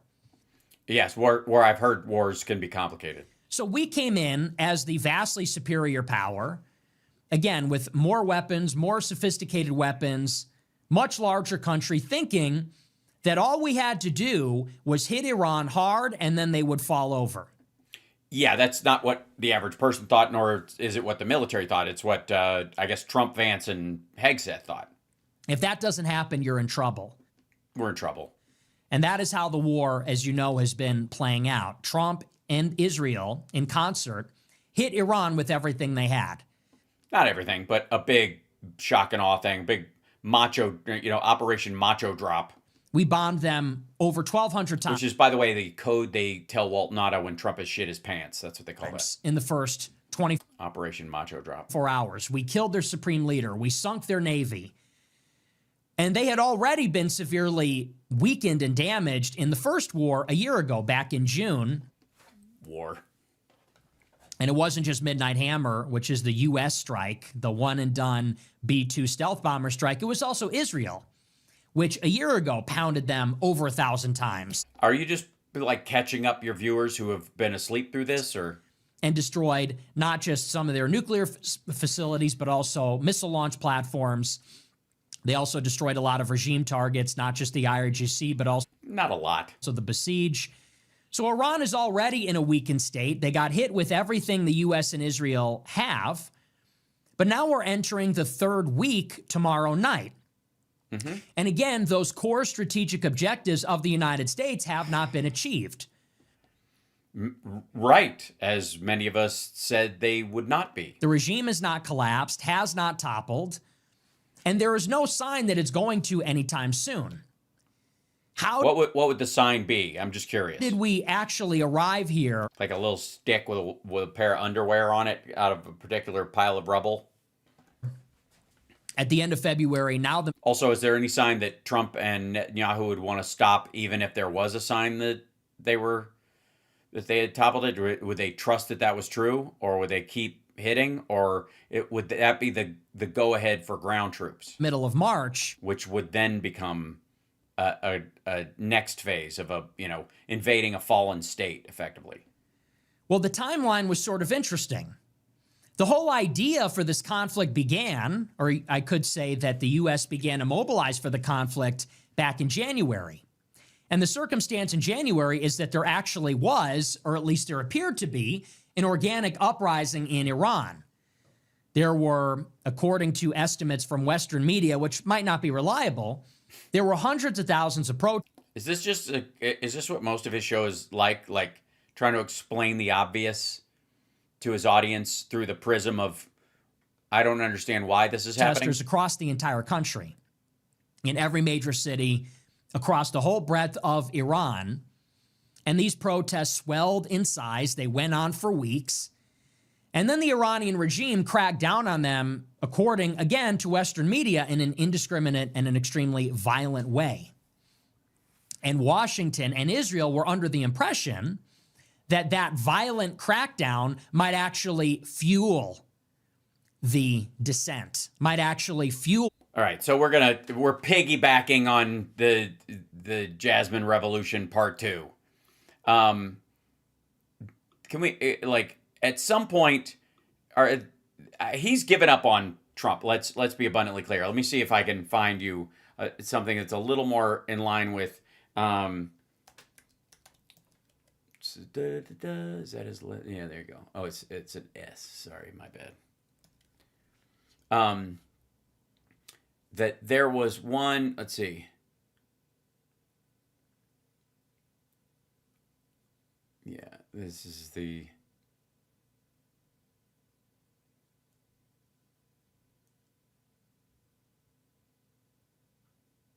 Yeah, this is a little closer to. People didn't like that I said I'm rooting for Iran. Let me tell you why I'm rooting for Iran. Some people say, well, I can understand being against Israel, but being in favor of Iran? I used to be like you. I used to think that way. People say, well, they still chant death to America. They're still our enemy. I used to think that too. I'll be precise and specific. Why do I want Iran to hang on here? It's not because I like their Islamic government. I don't care for it. It's not because I'm pro-Iranian. I'm not Persian. I have no affinity with this country at all. The reason why Iran must remain is because the real threat to America is from Israel. It's not crazy. Think of what Israel did to Hezbollah. They put bombs in the pagers. Okay? Now, Israel has infiltrated and subverted America. Everywhere you look, there they are. Billionaire oligarchs, AIPAC, political lobbying, controlling the media, spying on our population. They've penetrated our intelligence agencies, our law enforcement agencies. Wow. They are all over our shit. They're on us. If they could put bombs in the pagers in Beirut, in Dahia, what could they do here? And if they... I don't know, open a business selling pagers that don't blow up? They could assassinate the Iranian president, which some people believe they did. If they could kill the leadership of Hamas, if they could drop bombs on Qatar, who's to say they couldn't attack America? Okay, so we're attacking Iran with Israel because we're afraid they'll attack us. Or, better yet, who's to say they couldn't attack their enemies that reside in America? Well, yeah, at least I'd hope they'd be specific, I suppose. Like a Tucker Carlson, like an American president that doesn't go their way. Like any government official that does. So you're thinking that they're the ones that hit Biden with the Havana ray during the debate and damaged him and made it hard for him to speak. Huh. It's curious. Doesn't go their way. Israel has 300 nuclear bombs. They are a nuclear-armed state. They want to expand their territory. They've penetrated and infiltrated the highest levels of American society. At the same time? And if they have no rivals in the Middle East, there's no check on their power. Okay, so this is Nazi spread part 2. So we're helping the Israelis fight Iran because if they take Iran, maybe they'll be too busy expanding in that country to kill our leaders and take over. The capital of global Jewry moves from New York City to Jerusalem, to Tel Aviv, to Israel.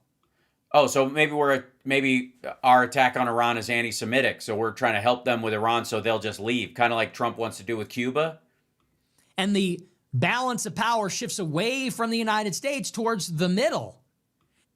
Middle of. The leverage that they will have over the Strait of Hormuz, over the Red Sea.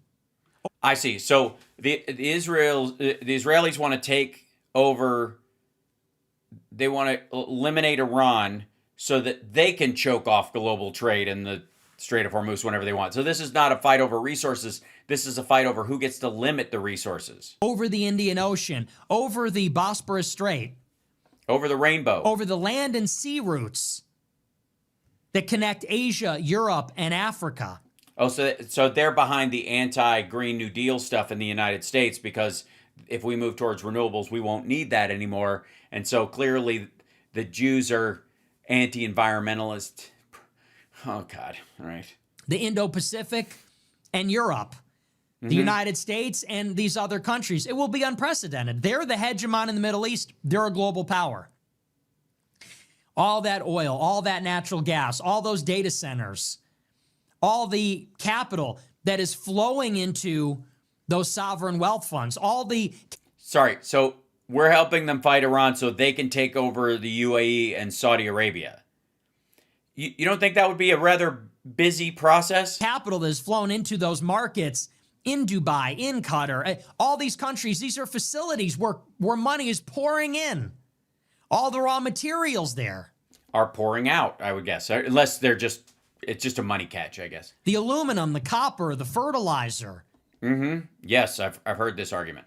The LNG. Mostly about the fertilizer. The oil. All that stuff. All under Israel's jurisdiction, all under their control. Wow. Okay. I it's funny. Like occasionally you need a palate cleanser to when you're like, oh, he's against the war. It's like Marjorie Taylor Greene. She's against this war. She wants the Epstein files released. Maybe she's a better person now. However, and then they keep talking, and you're like, oh, right. Yeah, right. That's right. They're not anti-war or anti-anything like that. They desperately want this to, the world to turn to shit, but because they think it'll go their way. Now, I'm running out of time, but I want to show you this thing from the White House put up. This is one of the Salute to America 250 Task Force partnered with Hillsdale College to provide a history series that tells the remarkable story of American independence. And this is the, I don't know if you've seen photographs from the signing of the Declaration of Independence, but there it is, ladies and gentlemen. It was wash day, so they all were wearing sheets. In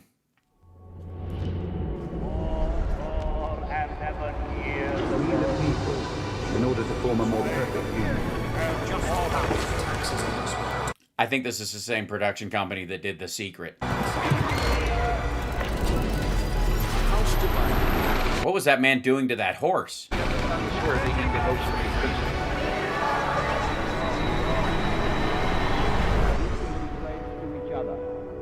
The White House presents The Story of America. Our fortune and our sacred honor.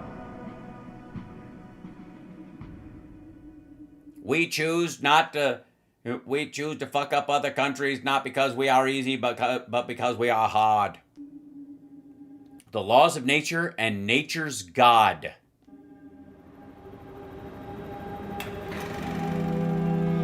When I was a kid, people often spoke of the American dream. When were you a kid? And also, did you live with Lady Elaine in Mr. Rogers' Neighborhood? It was usually described in terms of the hope that honest middle-class families could own a home, care for their loved ones, and leave their children better off than themselves. Yeah, that's a relatively new thing starting around the mid-40s. Many of my friends' parents had lived through the Great Depression, and some fought in World War II. They knew privation, grief, and sacrifice. Something you've never experienced. It shouldn't surprise us that their understanding of the American dream was... Robert Barron? Really? Do you know John? Also, I'm just saying, if you're going to pick a priest to talk about this, somebody, when it's Donald Trump in office, someone who sounds like their name is Robert Barron, probably not the best choice. I think it's not your fault. You weren't given this name, but... largely rooted in a sense of material security. He's the Bishop of the Diocese of Winona Ryder, Minnesota. And yet, I would suggest that this desire for economic security was undergirded by something more profound. The desire for your children not to go hungry? The aspiration for spiritual freedom. Oh, I see. So we wanted material wealth because that meant God liked us. The freedom to live in accord with one's conscience and to follow the teaching of one's religious beliefs. And shoot anybody who tries to step on your land. This reverence for America. Why is there another hole in our tent? Who has a needle and thread? Esmeralda, what the shit is... We're all looking right at it. There's a hole in the... Don't look at the floor like you don't know. Am I the only one? Me and Charles over here. There's a hole right there. It's not raining now, but when it does... Do you have any idea how hard it is to wash these garments? They're all thick. It's like always doing bedding, you know? And then if you tumble dry it, it gets all wadded up and big chunks of it are wet. Get a ladder. Religious convictions formed the bedrock of our country from the beginning. I honestly don't know where we are. If only someone would perhaps design a compass, something like that. I mean, we've been walking, quite frankly, for hours. My feet are getting cold, and my wife's grown a beard. Some might say this notion of spiritual freedom belongs to the private sphere. It is a matter of personal practice and not of public affairs. Yeah, some asshole like, what was that guy's name? He said that. Jesus, that was his name, yeah. Some might even argue that to debase matters of religion to those of politics is to muddy the waters of public discourse with pious sentiments. Yeah, unless you mean somebody like Thomas Jefferson. Also, this is the guy who edited the Bible and took all the miracles out, just like to say. One of the most prominent voices of the American Revolution, Thomas Jefferson. A deist and one of the founders most influenced by the Enlightenment thinkers, Jefferson nevertheless wrote just 5 years after drafting the Declaration, "Can the liberties of a nation be thought secure when we remove their only firm basis, a conviction in the minds of the people that these liberties are the gift of God?" Well, yeah, back then they didn't have enough police to sort of enforce the law, so it was better if people were policed by a sense of good and evil, right and wrong, and heaven and hell. So, no, in 1781, probably not. But now it's easier to get a receipt. Question Jefferson and his fellow founders would have said no. Rights, as understood by the drafters of the Declaration and the Constitution, are not conjured into existence by political consensus, nor are they granted by parliaments or princes. Right. They're seen as inalienable, essential to human life, whether by God or providence or nature, but it is up to the government to protect those things. Life, liberty, and the pursuit of happiness, often by stopping people from being poisoned by shit in their water, for example. Regulations. The Lord wants regulations. Our rights exist not on parchment alone, but on the immutable foundation of the laws of nature and nature's God. Right, which are two different things. It sounds very pagan-y, though. That is to say that even if the... Right, I can't reach the pen right now. Just sign the fucking thing, Charlie. I don't know. I don't want to just get up and walk over. We're all signing it. That's why you're here. Shit. All right. Drafters of the Constitution. By the way, I'm a lot of fun if you go to a museum with me, because I do this at every painting. I can't not. Constitution disregarded a fundamental right to life. The American people, just like every people across history, can almost smell the manure, can't you, from that shot? Like, that lit. I think they actually used poo in the ink. Can claim to make it authentic, you know. Share of that right, or that gift, as Jefferson recognized, because of the basic fact that life comes not from the... Yes, the forefathers were essentially re-gifting our rights. Government, but from God.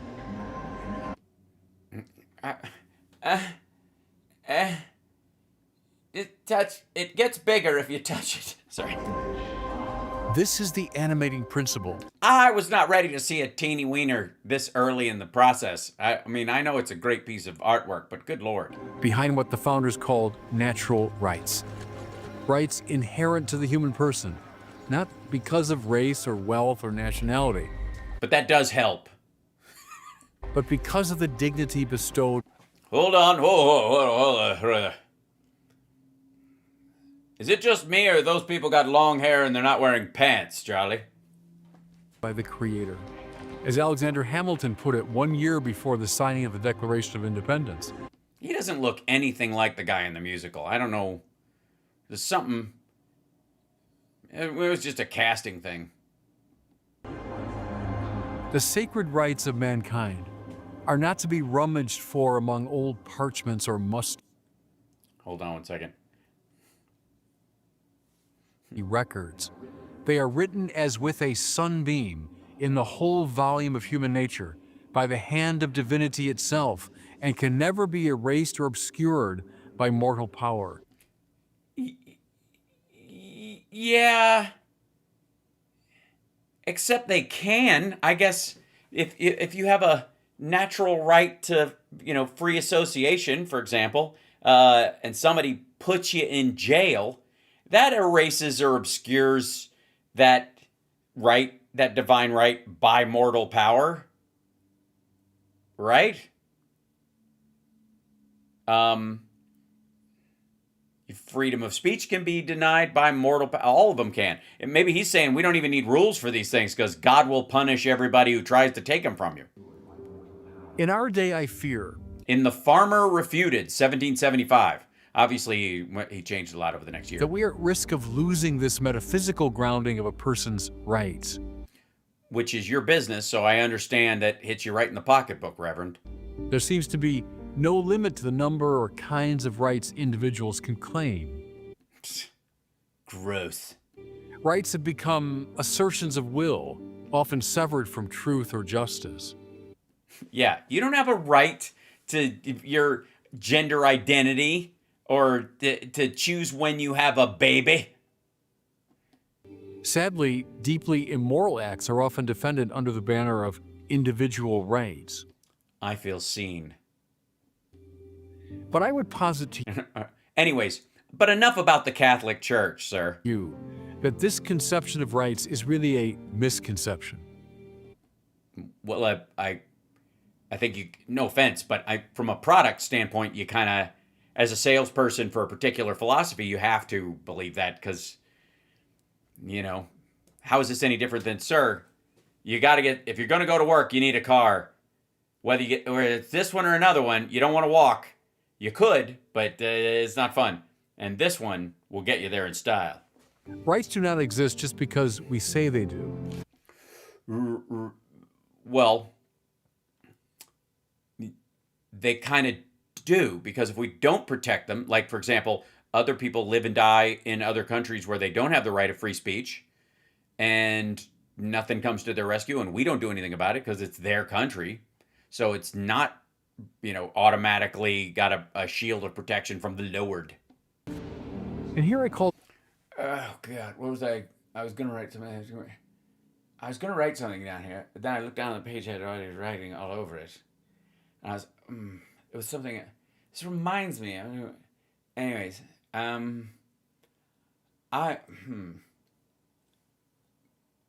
Underline. I was just going to do that part. I'm underlining it so I wouldn't forget it later, One of my intellectual heroes, St. Thomas Aquinas.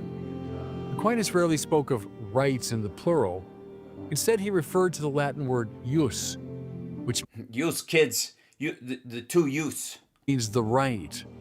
Understood not... Yes, he was right-wing. ...as a claim, but as that which is due to another. Yes. Woman, give me back my sword and my scales. She's over there playing Lady Justice, and the rest of us are trying to find a way to feed this giant bitch. What the hell? How much does she eat? She's like, I didn't realize Lady Justice is like a goldfish. We need to put her in a smaller tank. Son of a bitch. In Thomistic terms, a right is what justice demands. And justice is a lady. Oh, she's a lady. And the lady touches my sword. As measured by the divine order. By this he meant something in accord with God's design for mankind and the universe. 3 women at once. Thank you, Jesus. This is a far more substantive and sobering understanding of rights. Not really. It's just limiting, and it makes you the gatekeeper. So I understand why you're for it. Hey, you know, there's a reason why the necklace you're wearing also served as a physical key most of the time, and the design itself was made as a large key to unlock parts of the church. It places rights not in the realm of popular preference. Yeah, which you do not deserve, woman. Ever-evolving societal demands. Yeah, just because we discover the earth is round doesn't mean everybody gets a pair of roller skates, because it's all downhill from here. But in the realm of respect for the human person and the common good. At the same As a bunch of men in bathrobes once told us. time, the natural law tradition Why is he sitting over there? Splitter! insists I don't want to sit by you guys anyway. Fuck off. It's like I think there's more than one right. Quit. these principles of freedom, justice, rights, and This is a painting of who fought it in the cathedral. All right. responsibilities are not hidden from us. On the contrary, these fundamental Let's see. Charlie owes me $7.50 for beard oil. And then we got, what's it? Okay, so fish on Fridays. It's like 80 pounds of cod. That'll move fairly quickly or whatever. And then, of course, how much did I win in that card game last week or whatever? So I'd lost something in it. What did I lost? My hat! Fucking hell! truths are accessible to all, discoverable by natural reason, written as St. Paul says, in the middle of a card game, in their hearts. This is precisely the claim made in the opening of the Declaration of Independence. That the American cause is justified not by majority will nor sectarian creed, but by the self-evident truth that all men are created equal, that they are endowed by their Creator with certain inalienable rights, that among these are life, liberty, and the pursuit of happiness. Right, so they disagreed fundamentally on the idea that it was one right and that they thought it was multiple rights. And among them were life, liberty, and the pursuit of happiness. But there were a bunch of other ones we're going to have to work out over time. You'll notice the among these does not set a defined limit on the ones that are in the Constitution, and that there is room to add rights as we understand them, because currently not everybody was equal also. It's just the thing. Importantly, the Declaration's appeal to the British is not a democratic one. The colonists did not declare political independence from their ancestral homeland simply because the majority agreed. No, the appeal of the Declaration... All right. It's settled. He is the tallest guy here. He's standing on a stage. Shut up. He won. I'm just going to lay here for a while. Look, you're a foot taller than he is. It doesn't matter. He looks great in slacks and knee socks. And in a few years, no one will be able to even say the name of the kind of pants we wear because it'll sound like a racial slur. So just ixnay. was fundamentally moral and philosophical. It was a practical application of moral reason. And a great example of using a drum as decoration. Political grievance. In the estimation of the signers... We are all prisoners in the tree of life. This is going to be hard to maintain or whatever. They jump up and down enough. This thing's going to collapse like a fucking treehouse, and then they'll all be out. I don't know. Couldn't we put the... What do we put the thing on the ground? The Declaration, British governance had devolved from stewardship into tyranny. In fact, they all agreed in the Declaration that the Crown involved itself in circumstances of cruelty and perfidy scarcely paralleled in the most barbarous ages, and totally unworthy of the head of a civilized nation. But also that the king was God's direct descendant and recipient of his holiness and carried the weight of a priest at the time. So This claim is not for mere rhetorical flourish. Rather, it signals a moral judgment. The abuse. Well, a material judgment. It's not even a moral one. It's just he's extra gross. But if he's, I mean, it was a monarch. He could take what he fucking wanted, and people who are allowed to do that tend to do it. They tend to act on it, like Donald Trump, for example, your buddy. Abuses of the crown. The guy who's paying for this. Were more than. No, I'm kidding. We are paying for this. An inconvenience. They were a grave injustice. Wait. Don't shoot him. He'll be dead in 10 minutes. God damn it. I'm just going to sit here for a couple of minutes and, man, I wish I had one of those smart uniforms. There's a shiny helmet and all that kind of stuff. And he's got a sword and all this kind of stuff. Now, don't get me wrong. I could totally fuck this guy up, but I just don't feel like it today. You know what I mean? It'd be best if we just kind of give them what they want and let them be on their way. I could totally take them. I just don't feel like kicking ass today. It's not it's not something I want to do. The signers of the Declaration. And she's like, my goodness, if he only had a sword as big as that one, we might have some more children. Committed a revolutionary act. Who wants bacon bits? Anybody? Add bacon bits to that or whatever. This is are we doing Constitution or lunch order? Lunch order. Okay. Bacon bits. Who wants bacon bits? Okay. Anybody want some cornbread? We have a lot. It's that period in time. We have a lot of cornbread right now. So I'll take cornbread. Cornbread. I will heil cornbread. Okay, one heil cornbread from one German who's here. It's very awkward or whatever. Can you guys work out? Can we have a list of the sides available?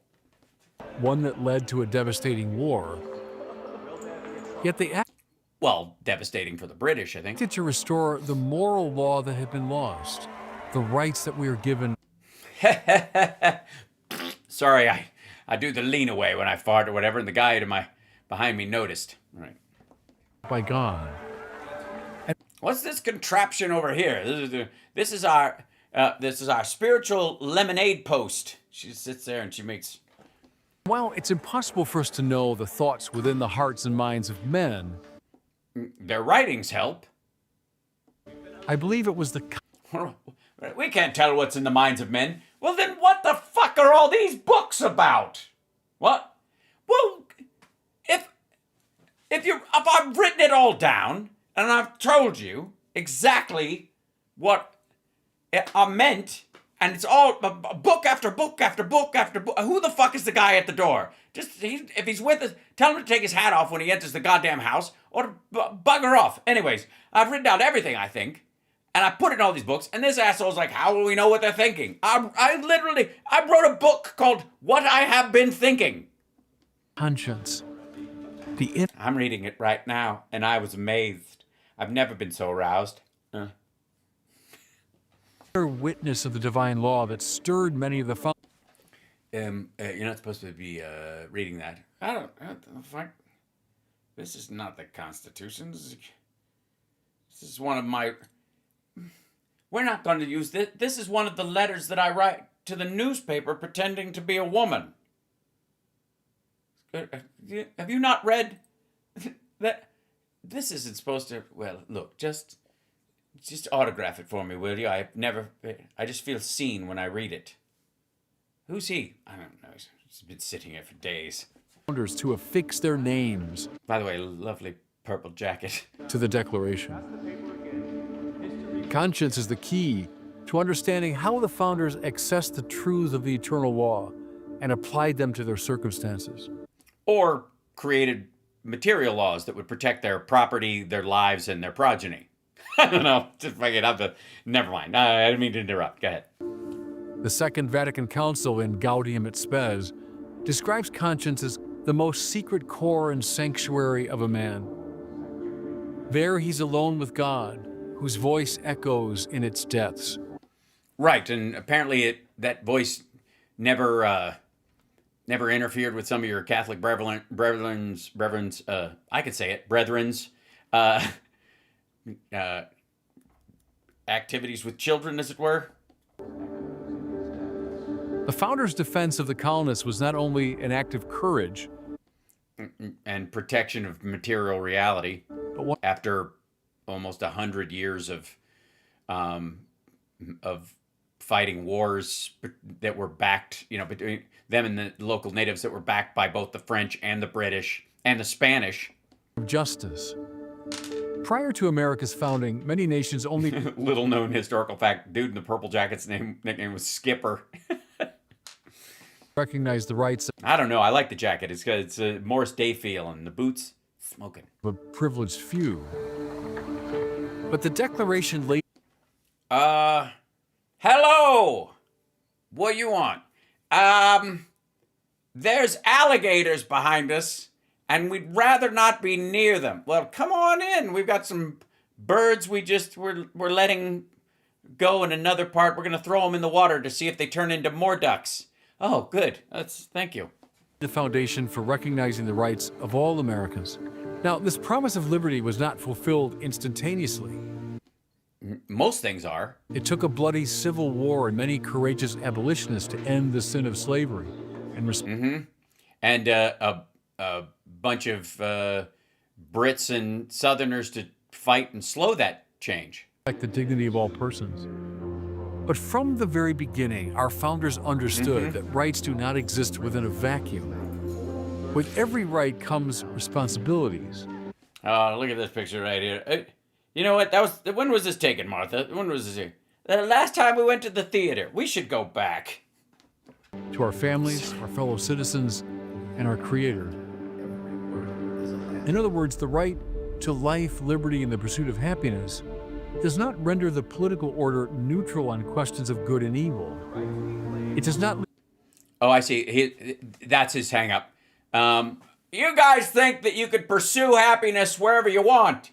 And I say, what if the happiness I'm pursuing is up her skirt? I'm just saying. My name is Donald Drumpf, the great-great-great-great-grandfather of, God willing, the leader of this fine country in the future. And I believe that the Lord has given us an inalienable right to grab a woman by the... Who threw that? I'm not done talking. He was in a naked public square, to use... Look out. Father Richard John Newhouse's famous phrase. Why was he naked in the public square? Look, he was pursuing his happiness. Rather, it presumes that citizens are moral actors, capable... Or a horse's ass. It is featuring very prominently in this picture. Look, it's drawing focus. Can we do a second render of this one? Not only is it hard not to, but this horse right here, I feel, is particularly tortured by the circumstance. Capable of discerning the good and obligated to pursue it. The founding fathers what's with the goat? Anticipated that the American people... Bacon bits. We're done with lunch. Would not passively receive dictates from the state as distant subjects, but that they would actively participate in moral and political deliberations as citizens. Right, but their moral and political deliberations would not be defined by the state. That they can make their judgments based on their religious or spiritual beliefs or lack thereof, or their deistic beliefs, but the state would not determine that was the standard by which they should do it, or that one particular religious belief had dominance over the rest. This is why George Washington famously said, "We should all wear grayish jackets." I was joking when I said that. I walked in and Charles had come in and we were wearing the same jacket, and I was like, I hope that never... You know what? From now on, we should all wear gray jackets. I was kidding. And now, this is the problem. This is why I'm not going to stay president. I'm not staying president anymore. Like, you're giving me the chance to stay president. I'm saying, hell with that. Every joke gets written down. I'm just saying. There's no sense of humor in a scribe. Farewell address. Of all the dispositions and habits which lead to political prosperity, religion and morality are indispensable supports. Right. You'll notice he doesn't say Christianity and morality or Judeo-Christian values and morality. In vain would that man claim the tribute of patriotism, who should labor to subvert these great pillars of human happiness, these firmest props of the duties of men and citizens. Right, which also would establish a religion which he was clearly against, and that's why it's in the Constitution. Today, nearly 250 years after the birth of our republic, we find ourselves the recipients of this great moral inheritance. Well, that's a wonderful flower you've got there, Martha. Why don't you know what you should do? I'm going to talk to these young ladies for a little while. Why don't you take those flowers into the house, and you know where they would look really good? On the far side of the house. Yes. In the drawing room. The room with no windows. Yes, you should go in there. Maybe have a lay down. No, I'm just going to ask these young ladies who've come by, I don't know why, what they might like, if they might like a walk around the property, say out to the barn, as it were. So you tell you what, Martha, you go in, and I'll make sure these young ladies get what they've come for. Yes. Excellent. Goodbye. Yes, bye-bye. Shh. Goodbye. Knock it off. She's got ears like a fucking fox. It's not. Huh? Yes. No. Well, I'll make them refreshments myself. Yes. Oh, I got a jug in the barn. Yes. For if our rights are real. Ugh, bread again. Well, there's an empty soup bowl. It's just bread. Look, when I said give us this day our daily bread, I didn't mean we were going to have bread every day. And so too are our responsibilities. Bread. What's the matter, Mumsy? I'm on a low-carb diet. What's that? You won't know for hundreds of years. To be an American citizen is to be entrusted with the freedom to pursue the good. And stand in public in really tight pants. The duty to care for our neighbors. Lord, you have blessed us with this food. You have blessed us with this baby and the little kids, and you've blessed us with buckles for our hats. Now, if it's not too much trouble, a roof, perhaps. We would like some of our buildings to stay up. We've got one over there, but it's clearly we're all having to eat outside. And uphold justice and the burden and the privilege. One bacon bits. Shut up! Of conscience. What's she doing here? That's my wife. She won't let me go anywhere. I brought my wife, and I'm not ashamed of it. Charles brought a black woman. Get on his case about it. The issue is not the women that are present. The issue is that this thing is a sausage fest, and I was promised mixed company. May we prove worthy of it.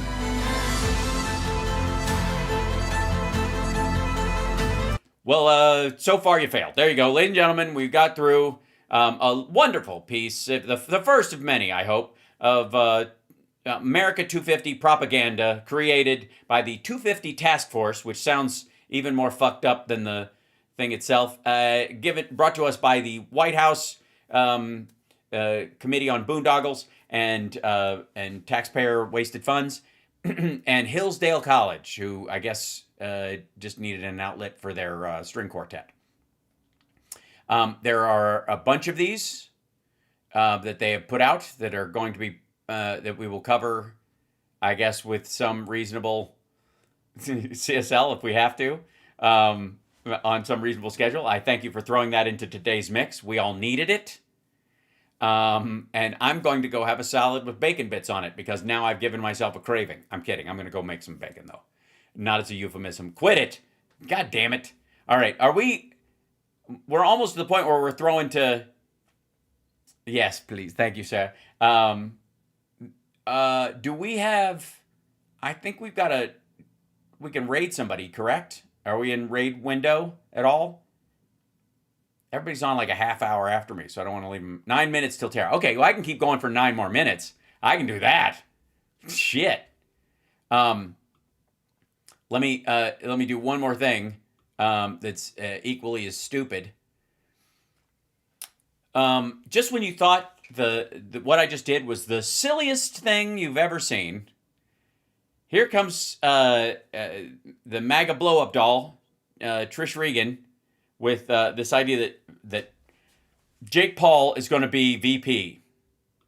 What do you think of this possibility that Jake Paul might be in the running for vice president of the United States of America?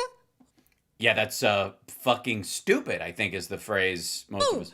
You know, we looked at the Kentucky rally yesterday, and I'm sorry I missed this one because I should have shown you. This is big news, guys. Yeah, no, it's not.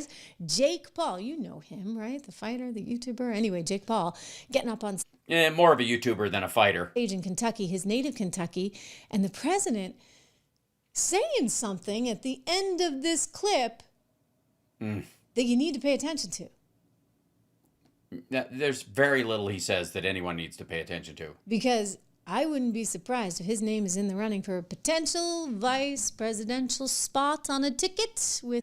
Do you realize how bad things are in the Republican Party and how bad they would indeed have to be for that to be a possibility?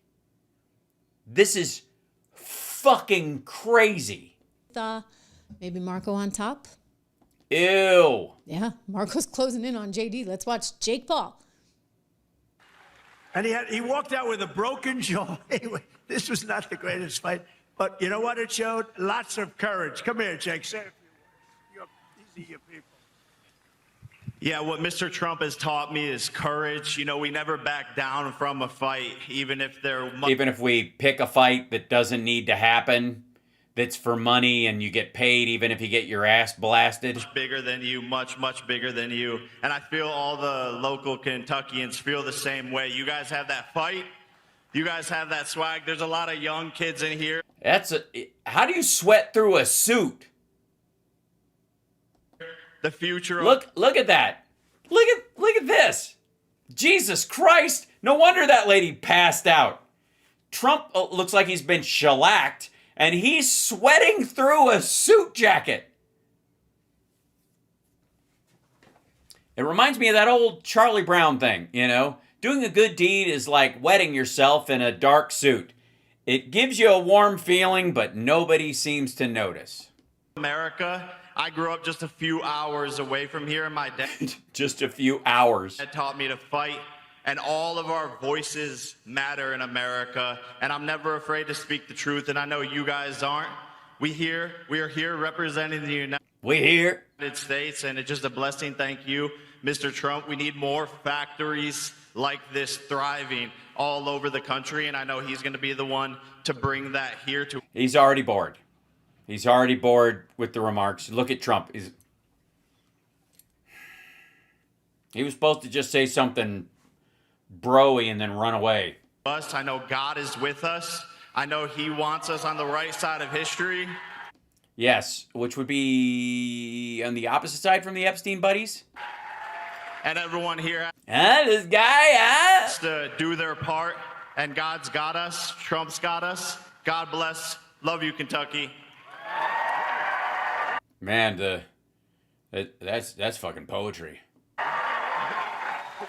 Okay, now it gets good. You have to wait until the end, though. No, he's a great guy. He's a courageous guy and a talented guy. He's a hell of a fighter, too, by the way. He just lost his last one really badly. And by the way, Trump, nobody said anything. Jake Paul said what he was going to say, and then he left, and Trump started with, nah. That's because he was in his own head going, this asshole sucks. Nah, he's a great guy. And I just want to say, I'm going to make a prediction that you will be, in the not-too-distant future, running for political office. Okay? And you have my complete and total endorsement, okay? No, that's what we want. He's an incredible guy. Yeah, he'd be a great comptroller for the state of Kentucky. He should run for to be the I don't know, do marriage certificates and deny them to gay people and that kind of stuff. Like, you know, the good old in the great Kentucky history. A lot of courage, smarts. A lot of courage, smarts. Obviously, some CTE. Obviously, So my sources are saying, the president's looking at everyone, and he's trying. Jeez, that's nuts. That's not a good thing. If he's looking past his own VP to everyone. If that's true, think what his opinion of JD Vance must be. Figure out who's going to be top of the ticket and who's going to be on the ticket with the top of the ticket. And so if he were to go with somebody like a Rubio, who's kind of more straight-laced. Yeah, so you want the backup to be a loudmouth dickhead who doesn't know how anything works. What are you talking about? Well, he kind of needs that more rural, like rugged guy a la JD on the ticket with Rubio. JD is rural and rugged? Yeah, maybe on his Grindr bio. And so, he's like... What? Rural and rugged. He looks like the assistant manager at a Dick's Sporting Goods who never comes out on the floor. He's like central casting, right? It's like The Apprentice. He's like, okay, who have I got? Who's in my lineup? Yeah. And the Republican bench is so fucked up, he's considering Jake Paul. And I see some of you are not fans. I'm looking at Peace in My Mind. He's like, no. That's because that's insane. We're already in deep shit. It's early. No, it's not. It's too late. Too late for love. Sorry. I've been, my throat's sore because I've been singing a lot lately. And talking a lot. Katie Tur wannabe. She's like a Katie Tur blow-up doll. By the way, we just saw her. This is her image that she puts on there. Does that look there's her. Is that from the 90s? What are you doing? Yeah. You know what one of the problems with being a singer is sometimes you go around and you got a song stuck in your head that you can sing while you're out in public.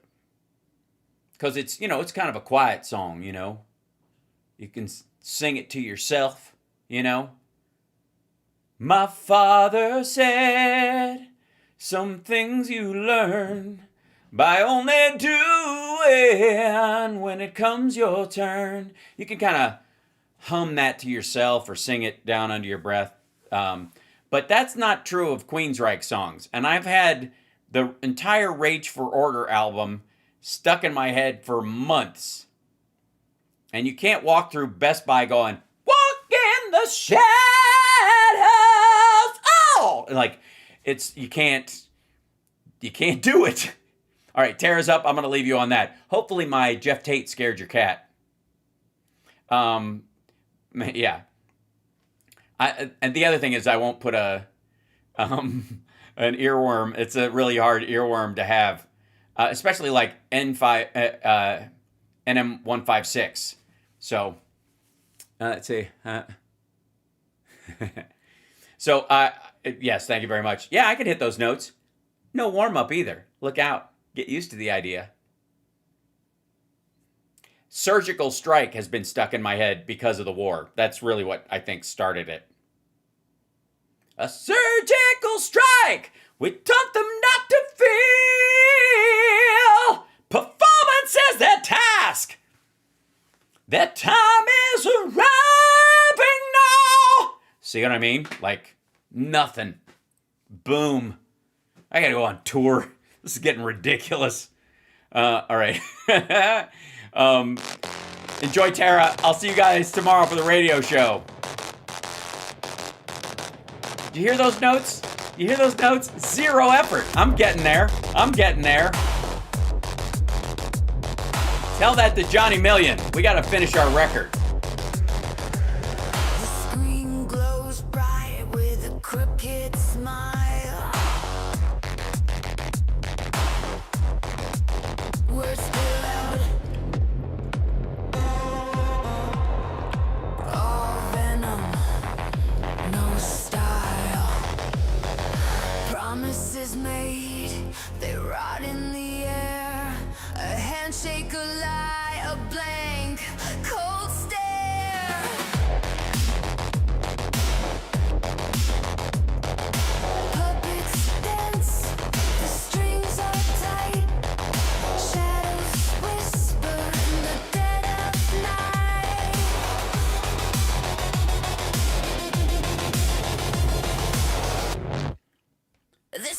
some bullshit.